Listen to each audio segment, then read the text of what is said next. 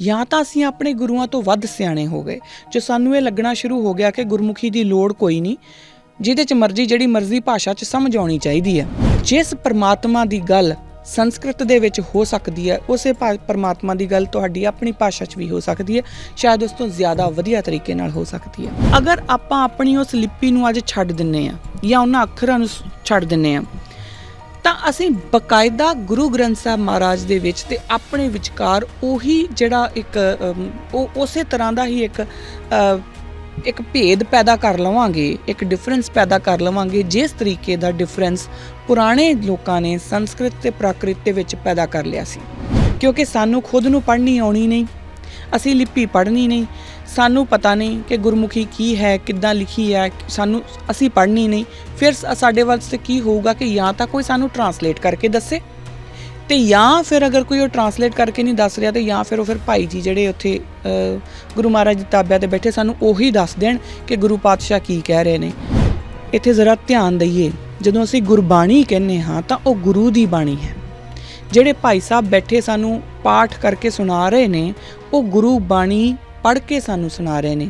ਗੁਰੂ ਦੀ ਚਿੱਠੀ ਹੈ, ਉਹ ਉਸ ਚਿੱਠੀ ਨੂੰ ਸਾਨੂੰ ਪੜ੍ਹ ਕੇ ਸੁਣਾ ਰਹੇ ਨੇ। ਪਰ ਜਦੋਂ ਸਾਨੂੰ ਗੁਰਬਾਣੀ ਸਮਝ ਹੀ ਨਾ ਪਈ, ਸਾਨੂੰ ਪਤਾ ਹੀ ਨਾ ਲੱਗਿਆ ਕਿ ਸਤਿਨਾਮ ਦਾ ਮਤਲਬ ਕੀ, ਤਾਂ ਫਿਰ ਅਸੀਂ ਉਹ ਭਾਈ ਸਾਹਿਬ ਨੂੰ ਪੁੱਛਾਂਗੇ ਕਿ ਇਹਦਾ ਮਤਲਬ ਕੀ। ਹੁਣ ਭਾਈ ਸਾਹਿਬ ਹੋਣ ਜਾਂ ਮੈਂ ਹੋਵਾਂ ਜਾਂ ਕੋਈ ਵੀ ਹੋਵੇ, ਉਹ ਉਸ ਨੂੰ ਆਪਣੀ ਮਤ ਮੁਤਾਬਕ ਸਾਨੂੰ ਟਰਾਂਸਲੇਟ ਕਰਕੇ ਦੱਸੂਗਾ।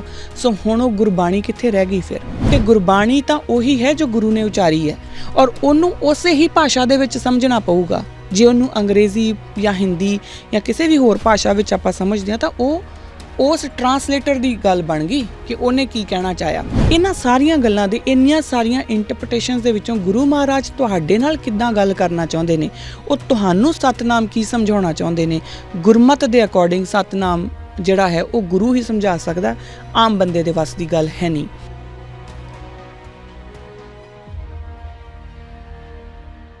ਵਾਹਿਗੁਰੂ ਜੀ ਕਾ ਖਾਲਸਾ, ਵਾਹਿਗੁਰੂ ਜੀ ਕੀ ਫਤਿਹ। ਕਿਰਦਾਰੇ ਖਾਲਸਾ ਦੇ ਅੱਜ ਦੇ ਇਸ ਐਪੀਸੋਡ ਦੇ ਵਿੱਚ ਮੈਂ ਕਿਰਨਪ੍ਰੀਤ ਕੌਰ ਆਪ ਸਭ ਦਾ ਬਹੁਤ-ਬਹੁਤ ਸਵਾਗਤ ਕਰਦੀ ਹਾਂ। ਐਪੀਸੋਡ ਸ਼ੁਰੂ ਹੋਣ ਤੋਂ ਪਹਿਲਾਂ ਮੈਂ ਆਪ ਸਭ ਨੂੰ ਇੱਕ ਬੇਨਤੀ ਕਰਨਾ ਚਾਹੁੰਦੀ ਹਾਂ, ਔਰ ਬੇਨਤੀ ਇਹ ਹੈ ਕਿ ਜਿਹੜੀਆਂ ਤੁਹਾਡੀਆਂ ਈਮੇਲਸ ਦਾ ਸਿਲਸਿਲਾ ਹੈ, ਉਹਨੂੰ ਤੁਸੀਂ ਲਗਾਤਾਰ ਬਣਾਏ ਰੱਖੋ, ਤਾਂ ਕਿ ਮੈਨੂੰ ਪਤਾ ਚੱਲਦਾ ਰਹੇ ਕਿ ਮੈਂ ਕਿੱਥੇ ਗਲਤ ਜਾ ਰਹੀ ਹਾਂ, ਜਾਂ ਮੈਨੂੰ ਕਿੱਥੇ ਇੰਪਰੂਵਮੈਂਟ ਦੀ ਲੋੜ ਹੈ, ਜਾਂ ਤੁਹਾਡੇ ਸਵਾਲ ਕੀ ਨੇ, ਕਿਆ ਮੈਂ ਉਹਨਾਂ ਸਵਾਲਾਂ ਦੇ ਕਿਸੇ ਹੱਦ ਤੱਕ ਵੀ ਜਵਾਬ ਦੇ ਪਾ ਰਹੀ ਹਾਂ ਕਿ ਨਹੀਂ ਦੇ ਪਾ ਰਹੀ। ਉਹ ਜਿਹੜੇ ਈਮੇਲਸ ਦਾ ਸਿਲਸਿਲਾ ਹੈ, ਉਹ ਮੈਨੂੰ ਇੱਕ ਤਾਂ ਕੌਨਫੀਡੈਂਸ ਦਿੰਦਾ ਆ, ਦੂਸਰਾ ਮੈਨੂੰ ਸ਼ੀਸ਼ਾ ਦਿਖਾਉਂਦਾ ਰਹਿੰਦਾ। ਜਦੋਂ ਕੋਈ ਕਿਸੇ ਦੀ ਈਮੇਲ ਇਹ ਵੀ ਆਉਂਦੀ ਹੈ ਨਾ ਕਿ ਤੁਸੀਂ ਇੱਥੇ ਗਲਤ ਬੋਲ ਗਏ ਸੀ, ਤਾਂ ਮੈਨੂੰ ਮੇਰਾ ਆਪਣਾ ਇੱਕ ਸ਼ੀਸ਼ਾ ਦਿਖਦਾ ਰਹਿੰਦਾ ਕਿ ਹਾਂ ਠੀਕ ਆ, ਕਿ ਮੈਂ ਇੱਥੇ ਅਗਲੀ ਵਾਰੀ ਇਹ ਜਿਹੜੀ ਕਰੈਕਸ਼ਨ ਆ ਉਹ ਕਰਨੀ ਆ। ਸੋ ਇਸ ਕਰਕੇ ਮੇਰੀ ਬੇਨਤੀ ਆਪ ਸਭ ਦੇ ਚਰਨਾਂ ਵਿੱਚ ਕਿ ਜ਼ਰੂਰ ਆਪਣੀਆਂ ਈਮੇਲਸ ਦੇ ਜ਼ਰੀਏ ਸਾਡੇ ਨਾਲ ਕੰਟੈਕਟ ਕਰਦੇ ਰਿਹਾ ਕਰੋ। ਈਮੇਲ ਜਿਹੜੀ ਹੈ, ਉਹ ਮੈਂ ਪਹਿਲਾਂ ਵੀ ਬੜੀ ਵਾਰੀ ਬੇਨਤੀ ਕੀਤੀ ਹੈ ਕਿ ਕੋਸ਼ਿਸ਼ ਕਰਦੀ ਹੁੰਦੀ ਹਾਂ ਕਿ ਜਿੰਨੀਆਂ ਵੀ ਈਮੇਲਸ ਆਉਣ ਉਹ ਸਾਰੀਆਂ ਮੈਂ ਖੁਦ ਪੜ੍ਹਾਂ ਔਰ ਬਾਕਾਇਦਾ ਉਹਨਾਂ ਦੇ ਜਵਾਬ ਦਿਆਂ। ਅਗਰ ਕਦੀ ਕਿਸੇ ਦਾ ਕੋਈ ਜਵਾਬ ਜੋ ਹੈ ਉਹ ਮੈਂ ਕੁਝ ਸਮੇਂ ਤੱਕ ਜਾਂ ਕੁਝ ਦਿਨਾਂ ਤੱਕ ਮੈਂ ਨਾ ਦੇ ਪਾਵਾਂ, ਤਾਂ ਉਸ ਨੂੰ ਬਿਲਕੁਲ ਵੀ ਇਹ ਨਾ ਸਮਝਿਆ ਕਰਿਓ ਕਿ ਮੈਂ ਸ਼ਾਇਦ ਇਗਨੋਰ ਕਰ ਦਿੱਤਾ। ਕਈ ਵਾਰੀ ਕੁਝ ਰੁਝੇਵਿਆਂ ਦੇ ਵਿੱਚ ਇੱਕਦਮ ਜਵਾਬ ਦੇਣੇ ਔਖੇ ਹੋ ਜਾਂਦੇ ਆ, ਪਰ ਇਸ ਗੱਲ ਦੀ ਤੁਸੀਂ ਸਾਰੇ ਗਵਾਹੀ ਭਰੋਗੇ ਜਿਨ੍ਹਾਂ ਨੇ ਵੀ ਅੱਜ ਤੱਕ ਮੈਨੂੰ ਈਮੇਲ ਲਿਖੀ ਹੈ ਕਿ ਮੈਂ ਕੱਲੀ ਈਮੇਲ ਦਾ ਜਵਾਬ ਜਿਹੜਾ ਹੈ ਉਹ ਦਿੱਤਾ ਆ, ਔਰ ਅੱਗੇ ਵੀ ਦਿੰਦੀ ਰਹੂੰਗੀ। ਪਿੱਛੇ ਜੇ ਇੱਕ ਸਵਾਲ ਮੇਰੇ ਕੋਲ ਆਇਆ ਸੀਗਾ, ਅਤੇ ਮੈਂ ਉਹਨਾਂ ਨੂੰ ਵੀਰ ਜੀ ਨੂੰ ਪੁੱਛਿਆ ਸੀ ਕਿ ਇਸ ਸਵਾਲ ਨੂੰ ਮੈਂ ਡਿਸਕਸ ਆਲਰੇਡੀ ਕਰ ਚੁੱਕੀ ਹਾਂ, ਪਰ ਅਗਰ ਤੁਸੀਂ ਚਾਹੁੰਦੇ ਆ ਕਿ ਮੈਂ ਦੁਬਾਰਾ ਜਵਾਬ ਦਿਆਂ ਤਾਂ ਮੈਨੂੰ ਲਿਖ ਕੇ ਦੱਸ ਦਿਓ ਜੇ ਕਿ ਤੁਸੀਂ ਉਸ ਐਪੀਸੋਡ ਦਾ ਲਿੰਕ ਤੁਹਾਨੂੰ ਮੈਂ ਭੇਜ ਦਿਆਂ ਕਿ ਮੈਂ ਇੱਥੇ ਲਿਖ ਕੇ ਦੇਵਾਂ ਕਿ ਮੈਂ ਦੁਬਾਰਾ ਰਿਪੀਟ ਕਰਾਂ। ਤਾਂ ਉਹਨਾਂ ਨੇ ਕਿਹਾ ਕਿ ਮੈਨੂੰ ਲਿਖ ਕੇ ਹੀ ਦੇ ਦਿਓ। ਮੈਂ ਕਿਹਾ ਜੀ ਠੀਕ ਹੈ, ਮੈਨੂੰ ਥੋੜ੍ਹੇ ਜਿਹੇ ਦਿਨ ਦਿਓ, ਕਿਉਂਕਿ ਮੇਰੀ ਜਿਹੜੀ PhD ਦੀ ਫਾਈਨਲ ਸਬਮਿਸ਼ਨ ਦਾ ਡੇਟ ਆਈ ਹੋਈ ਸੀਗੀ ਉਦੋਂ, ਤਾਂ ਇਸ ਕਰਕੇ ਮੇਰੇ ਕੋਲ ਥੋੜ੍ਹੀ ਜਿਹੀ ਮੈਂ ਉਦੋਂ ਵਿਅਸਤ ਚੱਲ ਰਹੀ ਸੀ। ਅਤੇ ਉਹਨਾਂ ਨੇ ਕਿਹਾ ਠੀਕ ਹੈ ਜੀ। ਮੈਂ ਉਹਨਾਂ ਨੂੰ ਦੁਬਾਰਾ ਈਮੇਲ ਲਿਖੀ, ਹੁਣ ਉਹ ਪਤਾ ਨਹੀਂ ਉਹਨਾਂ ਦੀ ਉਹ ਜਾਂ ਤਾਂ ਉਹ ਈਮੇਲ ਉਹਨਾਂ ਕੋਲ ਜਾ ਨਹੀਂ ਰਹੀ ਜਾਂ ਉਹਨਾਂ ਨੂੰ ਦੇਖੀ ਨਹੀਂ ਆ। ਸੋ ਇਸ ਮਾਧਿਅਮ ਦੇ ਜ਼ਰੀਏ ਮੈਂ ਉਹਨਾਂ ਨੂੰ ਵੀ ਬੇਨਤੀ ਕਰਨਾ ਚਾਹੁੰਦੀ ਹਾਂ ਕਿ ਪਲੀਜ਼ ਉਸ ਈਮੇਲ ਨੂੰ ਐਕਨੋਲੇਜ ਕਰ ਦਿਓ, ਤਾਂ ਕਿ ਮੈਨੂੰ ਪਤਾ ਲੱਗ ਜੇ ਕਿ ਤੁਹਾਨੂੰ ਜਵਾਬ ਮਿਲ ਗਿਆ ਹੈ ਜਾਂ ਕਿੱਦਾਂ, ਜਾਂ ਹਜੇ ਤੁਹਾਡੇ ਤੱਕ ਮੇਰੀ ਈਮੇਲ ਨਹੀਂ ਪਹੁੰਚੀ ਜਾਂ ਕੀ ਹੈ। ਤਾਂ ਇਸ ਗੱਲ ਦਾ ਜ਼ਰੂਰ ਧਿਆਨ ਰੱਖਿਆ ਕਰੋ। ਜਿਵੇਂ ਮੈਂ ਹਰ ਇੱਕ ਈਮੇਲ ਦਾ ਜਵਾਬ ਜ਼ਰੂਰ ਦਿੰਦੀ ਹਾਂ, ਅਤੇ ਇੱਕ ਵਾਰੀ ਐਕਨੋਲੇਜਮੈਂਟ ਜ਼ਰੂਰ ਭੇਜ ਦਿਆ ਕਰੋ, ਤਾਂ ਕਿ ਮੈਨੂੰ ਪਤਾ ਲੱਗ ਜਾਏ ਕਿ ਮੇਰੇ ਜਿਹੜਾ ਜਵਾਬ ਹੈ ਉਹ ਸਹੀ ਜਗ੍ਹਾ 'ਤੇ ਸਹੀ ਇਨਸਾਨ ਕੋਲ ਪਹੁੰਚ ਗਿਆ। ਕਿਉਂਕਿ ਜਿਹੜਾ ਕਮਿਊਨੀਕੇਸ਼ਨ ਗੈਪ ਹੈ ਨਾ, ਇਹੀ ਬਹੁਤੀਆਂ ਪ੍ਰੋਬਲਮਸ ਦੀ ਜੜ੍ਹ ਇੱਥੋਂ ਹੀ ਨਿਕਲਦੀ ਆ। ਜਦੋਂ ਅਸੀਂ ਇੱਕ ਦੂਸਰੇ ਨਾਲ ਗੱਲ ਕਰ ਨਹੀਂ ਪਾਉਂਦੇ ਜਾਂ ਅਸੀਂ ਗੱਲ ਕਰਦੇ ਹਾਂ ਤਾਂ ਉਸ ਤੋਂ ਬਾਅਦ ਸਾਨੂੰ ਪਤਾ ਹੀ ਨਹੀਂ ਹੁੰਦਾ ਕਿ ਮੇਰੀ ਗੱਲ ਟਿਕਾਣੇ ਗਈ ਵੀ ਹੈ ਕਿ ਨਹੀਂ ਗਈ। ਤਾਂ ਇਸ ਕਰਕੇ ਕਮਿਊਨੀਕੇਸ਼ਨ ਗੈਪ ਜਿਹੜਾ ਆਪਾਂ ਉਹ ਬੰਦ ਕਰੀਏ, ਘਟਾਈਏ। ਤੋ ਅਗਲੇ ਜਿਹੜੇ ਜਦੋਂ ਹੁਣ ਅਗਲਾ ਐਪੀਸੋਡ ਆਊਗਾ, ਅੱਜ ਦੇ ਐਪੀਸੋਡ ਦੇ ਵਿੱਚ ਆਪਾਂ ਗੁਰਮੁਖੀ ਲਿਪੀ ਬਾਰੇ ਹੀ ਗੱਲ ਜਿਹੜੀ ਕੰਟੀਨਿਊ ਕਰਨੀ ਆ। ਗੁਰੂ ਅੰਗਦ ਦੇਵ ਪਾਤਸ਼ਾਹ ਦੀ ਹੀ ਜੀਵਨ ਦੇ ਬਾਰੇ ਆਪਾਂ ਗੱਲ ਕਰ ਰਹੇ, ਉਸੇ ਹੀ ਕੰਟੀਨਿਊਟੀ ਦੇ ਵਿੱਚ ਇਹ ਐਪੀਸੋਡ ਆ। ਪਰ ਜਿਹੜਾ ਨੈਕਸਟ ਐਪੀਸੋਡ ਹੋਊਗਾ ਉਹਦੇ ਵਿੱਚ ਮੈਂ ਜਿਹੜੇ ਤੁਹਾਡੇ ਪੁਰਾਣੇ ਕੁਐਸਚਨਸ ਆਏ ਹੋਏ ਨੇ ਮੇਰੇ ਕੋਲ, ਮੈਂ ਉਹਨਾਂ ਨਾਲ ਡੀਲ ਕਰੂੰਗੀ, ਉਹਨਾਂ ਦੇ ਜਵਾਬ ਦੇਣ ਦੀ ਕੋਸ਼ਿਸ਼ ਕਰੂੰਗੀ। ਜੇ ਉਸ ਦੌਰਾਨ ਤੁਹਾਨੂੰ ਲੱਗਦਾ ਹੈ ਕਿ ਕੋਈ ਐਸਾ ਸਵਾਲ ਹੈ ਜੋ ਤੁਸੀਂ ਚਾਹੁੰਦੇ ਹੋ ਕਿ ਮੈਂ ਅਗਲੇ ਹੀ ਐਪੀਸੋਡ ਦੇ ਵਿੱਚ ਉਸ ਦਾ ਮੈਂ ਜਵਾਬ ਦੇਵਾਂ, ਤਾਂ ਕਾਈਂਡਲੀ ਮੈਨੂੰ ਤੁਸੀਂ ਅੱਜ ਦਾ ਜਿਹੜਾ ਐਪੀਸੋਡ ਜਦੋਂ ਤੁਸੀਂ ਦੇਖ ਲਓਗੇ ਤਾਂ ਇਸ ਦੇ ਨਾਲ ਹੀ ਮੈਨੂੰ ਆਪਣਾ ਜਿਹੜਾ ਕੁਐਸਚਨ ਆ ਲਿਖ ਕੇ ਭੇਜ ਦਿਓ, ਸੋ ਦੈਟ ਕਿ ਮੈਂ ਅਗਲੇ ਐਪੀਸੋਡ ਦੇ ਵਿੱਚ ਉਸ ਨੂੰ ਇਨਕਲੂਡ ਕਰ ਸਕਾਂ। ਅੱਜ ਦਾ ਜਿਹੜਾ ਐਪੀਸੋਡ ਹੈ ਉਹ ਪਹਿਲਾਂ ਤਾਂ ਜਿਹੜਾ ਪਿਛਲਾ ਐਪੀਸੋਡ ਵਿੱਚ ਮੈਂ ਹਮੇਸ਼ਾ ਇੱਕ ਰੀਕੈਪ ਦਿੰਦੀ ਹੁੰਦੀ ਹਾਂ। ਪਿਛਲੇ ਐਪੀਸੋਡ ਦੇ ਵਿੱਚ ਅਸੀਂ ਗੱਲ ਕੀਤੀ ਸੀਗੀ 4 ਮਹੱਤਵਪੂਰਨ ਜਿਹੜੇ ਸਵਾਲ ਆ ਉਹ ਸਮਝਣ ਦੀ ਕੋਸ਼ਿਸ਼ ਕੀਤੀ ਸੀ। ਪਹਿਲਾ ਸੀ ਕਿ ਲਿਪੀ ਹੋਣ ਦਾ ਮਹੱਤਵ ਕੀ ਹੈ, ਲਿਪੀ ਹੋਣਾ ਜ਼ਰੂਰੀ ਕਿਉਂ ਹੈ। ਇਹ ਥੋੜ੍ਹਾ ਬਹੁਤ ਪਿਛਲੇ ਐਪੀਸੋਡ ਦੇ ਵਿੱਚ ਟੱਚ ਕੀਤਾ ਸੀ, ਅੱਜ ਥੋੜ੍ਹਾ ਜ਼ਿਆਦਾ ਇਨ ਡੈਪਥ ਵਿੱਚ ਇਹੀ ਸਵਾਲ ਜਿਹੜਾ ਟੱਚ ਹੋ ਜਾਊਗਾ। ਆਪਣੀ ਲਿਪੀ ਸੰਭਾਲਣਾ ਜ਼ਰੂਰੀ ਕਿਉਂ ਹੈ, ਇਹਦੇ ਬਾਰੇ ਆਪਾਂ ਗੱਲ ਕਰ ਚੁੱਕੇ ਹਾਂ। ਪੰਜਾਬੀ ਅਤੇ ਗੁਰਮੁਖੀ ਵਿੱਚ ਅੰਤਰ ਕੀ ਹੈ, ਇਹ ਆਈ ਥਿੰਕ ਕਿ ਬੜੇ ਡੀਟੇਲ ਦੇ ਵਿੱਚ ਪਿਛਲੇ 2 ਐਪੀਸੋਡਸ ਦੇ ਵਿੱਚ ਮੈਂ ਆਪ ਜੀ ਨਾਲ ਡਿਸਕਸ਼ਨ ਕਰ ਚੁੱਕੀ ਹਾਂ। ਗੁਰਮੁਖੀ ਦੀ ਸੰਭਾਲ ਕਿਉਂ ਜ਼ਰੂਰੀ ਹੈ, ਇਹਦੇ ਬਾਰੇ ਵੀ ਆਪਾਂ ਗੱਲ ਕਰ ਚੁੱਕੇ। ਪਰ ਜਦੋਂ ਅੱਜ ਆਪਾਂ ਇਹਦੇ ਜਿਹੜਾ ਪਹਿਲਾ ਕੁਐਸਚਨ ਮੈਂ ਕਿਹਾ ਕਿ ਲਿਪੀ ਹੋਣ ਦਾ ਮਹੱਤਵ ਕੀ ਹੈ, ਜਦੋਂ ਆਪਾਂ ਇਸ ਦੇ ਬਾਰੇ ਹੋਰ ਡੀਟੇਲ ਦੇ ਵਿੱਚ ਜਾਵਾਂਗੇ ਤਾਂ ਆਪਣੇ ਆਪ ਹੀ ਜਦੋਂ ਸਾਨੂੰ ਪਤਾ ਲੱਗ ਜੂਗਾ ਕਿ ਗੁਰੂ ਮਹਾਰਾਜ ਦਾ ਰੀਜ਼ਨ ਕੀ ਸੀ ਅਲੱਗ ਲਿਪੀ ਖੜੀ ਕਰਨ ਦਾ ਜਾਂ ਅਲੱਗ ਲਿਪੀ ਨੂੰ, ਗੁਰਮੁਖੀ ਲਿਪੀ ਨੂੰ ਸਾਡੀ ਝੋਲੀ ਪਾਉਣ ਦਾ, ਤਾਂ ਇਹ ਜਵਾਬ ਆਪਣੇ ਆਪ ਹੀ ਸਾਹਮਣੇ ਆ ਜਾਊਗਾ ਕਿ ਸਾਨੂੰ ਜ਼ਰੂਰਤ ਕਿਉਂ ਹੈ ਉਸੇ ਲਿਪੀ ਨੂੰ ਹੀ ਸੰਭਾਲ ਕੇ ਰੱਖਣ ਦੀ, ਇਹ ਕਿਉਂ ਜ਼ਰੂਰੀ ਹੈ। ਆਪਾਂ ਇਹ ਗੱਲ ਡਿਸਕਸ ਕਰ ਰਹੇ ਸੀ ਜਿੱਥੇ ਮੈਂ ਲਾਸਟ ਐਪੀਸੋਡ ਛੱਡਿਆ ਸੀ, ਉਹ ਇੱਥੇ ਆਪਾਂ ਛੱਡਿਆ ਸੀ, ਇਸ ਗੱਲ ਨੂੰ ਡਿਸਕਸ ਕਰ ਰਹੇ ਸੀ ਕਿ ਜੋ ਸੰਸਕ੍ਰਿਤ ਸੀ ਉਹ ਦੇਵ ਭਾਸ਼ਾ ਸੀ ਔਰ ਜੋ ਜਨ ਮਾਨਸ ਦੀ ਭਾਸ਼ਾ ਸੀ ਉਹ ਪ੍ਰਾਕ੍ਰਿਤ ਸੀ।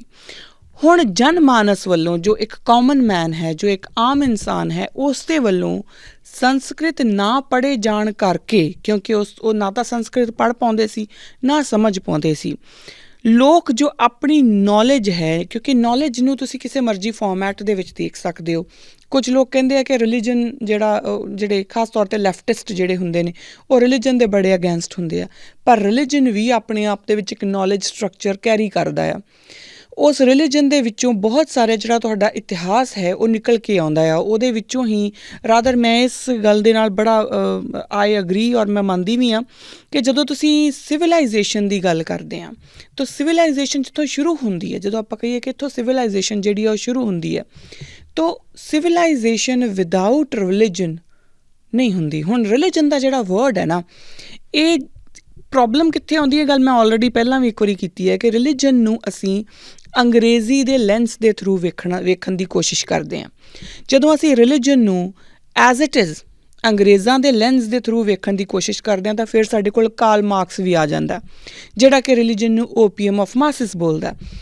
ਸਾਨੂੰ ਇਹੀ ਗੱਲਾਂ ਦੇ ਵਿੱਚੋਂ ਜ਼ਰੂਰੀ ਹੈ ਸਮਝ ਲੈਣਾ ਕਿ ਜ਼ਰੂਰੀ ਨਹੀਂ ਕਿ ਜਿਹੜਾ ਅੱਖਰ ਇੱਕ ਸਿਵਲਾਈਜੇਸ਼ਨ ਜਾਂ ਇੱਕ ਸੁਸਾਇਟੀ ਦੇ ਲੋਕ ਨੇ ਜੋ ਜਿਸ ਤਰੀਕੇ ਨਾਲ ਉਹ ਉਸ ਅੱਖਰ ਨੂੰ ਸਮਝਦੇ ਹੋਣ, ਇਹ ਜ਼ਰੂਰੀ ਨਹੀਂ ਕਿ ਬਿਲਕੁਲ ਉਸੇ ਹੀ ਤਰ੍ਹਾਂ ਦੇ ਨਾਲ ਉਸ ਅੱਖਰ ਨੂੰ ਹੋਰ ਖਿੱਤੇ ਦੇ ਲੋਕ ਵੀ ਸਮਝਦੇ ਹੋਣ, ਕਿਉਂਕਿ ਸਾਡੇ ਜਿਹੜਾ ਉਹ ਉੱਧਰ ਹਿੰਦੂ ਕੁਸ਼ ਵਾਲਾ ਜਿਹੜਾ ਖਿੱਤਾ ਹੈ ਉੱਥੇ ਰਿਲੀਜਨ ਵਰਗੀ ਕੋਈ ਚੀਜ਼ ਨਹੀਂ ਸੀ। ਹੁਣ ਇਸ ਦੇ ਬਾਰੇ ਅਗਰ ਇਹਦੀ ਹੋਰ ਇਨ ਡੈਪਥ ਕਿਸੇ ਨੇ ਜਾਣਨਾ ਹੋਵੇ ਤਾਂ ਉਹ ਪੁਰਾਣੇ ਐਪੀਸੋਡਸ ਨੂੰ ਰੈਫਰ ਕਰ ਸਕਦਾ, ਕਿਉਂਕਿ ਪੁਰਾਣੇ ਐਪੀਸੋਡਸ ਦੇ ਵਿੱਚ ਮੈਂ ਇਹਦੇ ਬਾਰੇ ਬੜੀ ਡੀਟੇਲ ਦੇ ਵਿੱਚ ਗੱਲ ਕੀਤੀ ਸੀਗੀ ਕਿ ਫ਼ਰਕ ਕੀ ਹੈ ਰਿਲੀਜਨ ਅਤੇ ਧਰਮ ਦੇ ਵਿੱਚ। ਇਹ 2 ਅਲੱਗ-ਅਲੱਗ ਚੀਜ਼ਾਂ ਨੇ, 2 ਅਲੱਗ-ਅਲੱਗ ਕਨਸੈਪਟ ਨੇ। ਕਨਫਿਊਜ਼ਨ ਉੱਥੇ ਆਉਂਦੀ ਹੈ ਜਦੋਂ ਅਸੀਂ ਰਿਲੀਜਨ ਨੂੰ ਧਰਮ ਦਾ ਹੀ ਸਿਨੋਨਿਮਸ ਜਾਂ ਸੇਮ ਜਿਹੜੇ ਇੱਕੋ ਮਤਲਬ ਵਾਲਾ ਜਿਹੜਾ ਸ਼ਬਦ ਆ ਉਹ ਸਮਾਨਾਰਥਕ ਸ਼ਬਦ ਜਿਹੜਾ ਉਹਨੂੰ ਲੈ ਲੈਂਦੇ ਹਾਂ, ਉਹ ਸਿਨੋਨਿਮਸ ਨਹੀਂ ਹੈ। ਹੁਣ ਇਹਦੇ ਵਿੱਚ ਜਦੋਂ ਅਸੀਂ ਇੱਥੇ ਮੈਂ ਗੱਲ ਕਰ ਰਹੀ ਹਾਂ ਨੌਲੇਜ ਦੀ, ਤਾਂ ਨੌਲੇਜ ਉਹਨਾਂ ਲੋਕਾਂ ਦੀ ਵੇਦਾਂ ਦੇ ਨਾਲ ਵੀ ਜੁੜੀ ਹੋਈ ਸੀ, ਉਹਨਾਂ ਲੋਕਾਂ ਦੀ ਇਤਿਹਾਸਿਕ ਨੌਲੇਜ ਵੀ ਸੀ। ਹੁਣ ਜਦੋਂ ਉਹ ਸਾਰੀ ਦੀ ਸਾਰੀ ਨੌਲੇਜ ਤਾਂ ਕੈਪਚਰ ਹੋ ਗਈ ਸੰਸਕ੍ਰਿਤ ਦੇ ਵਿੱਚ, ਅਤੇ ਆਮ ਜਨ ਮਾਨਸ ਦੀ ਭਾਸ਼ਾ ਹੈ ਪ੍ਰਾਕ੍ਰਿਤ। ਉਹ ਲੋਕ ਸੰਸਕ੍ਰਿਤ ਪੜ੍ਹ ਨਹੀਂ ਪਾਏ ਔਰ ਇਸ ਕਰਕੇ ਜਾਂ ਇਹ ਕਹਿ ਲਓ ਕਿ ਪੜ੍ਹਨ ਦਿੱਤੀ ਨਹੀਂ ਗਈ, ਜੋ ਵੀ ਕਾਰਨ ਸੀ, ਪਰ ਉਹ ਆਪਣੇ ਨੌਲੇਜ ਸਟਰਕਚਰ ਦੇ ਨਾਲ ਜਿਹਦੇ ਕਰਕੇ ਉਹ ਸੁਸਾਇਟੀ ਦਾ ਇੱਕ ਹਿੱਸਾ ਸੀ ਉਹਦੇ ਤੋਂ ਬਾਹਰ ਨਿਕਲਦੇ ਗਏ।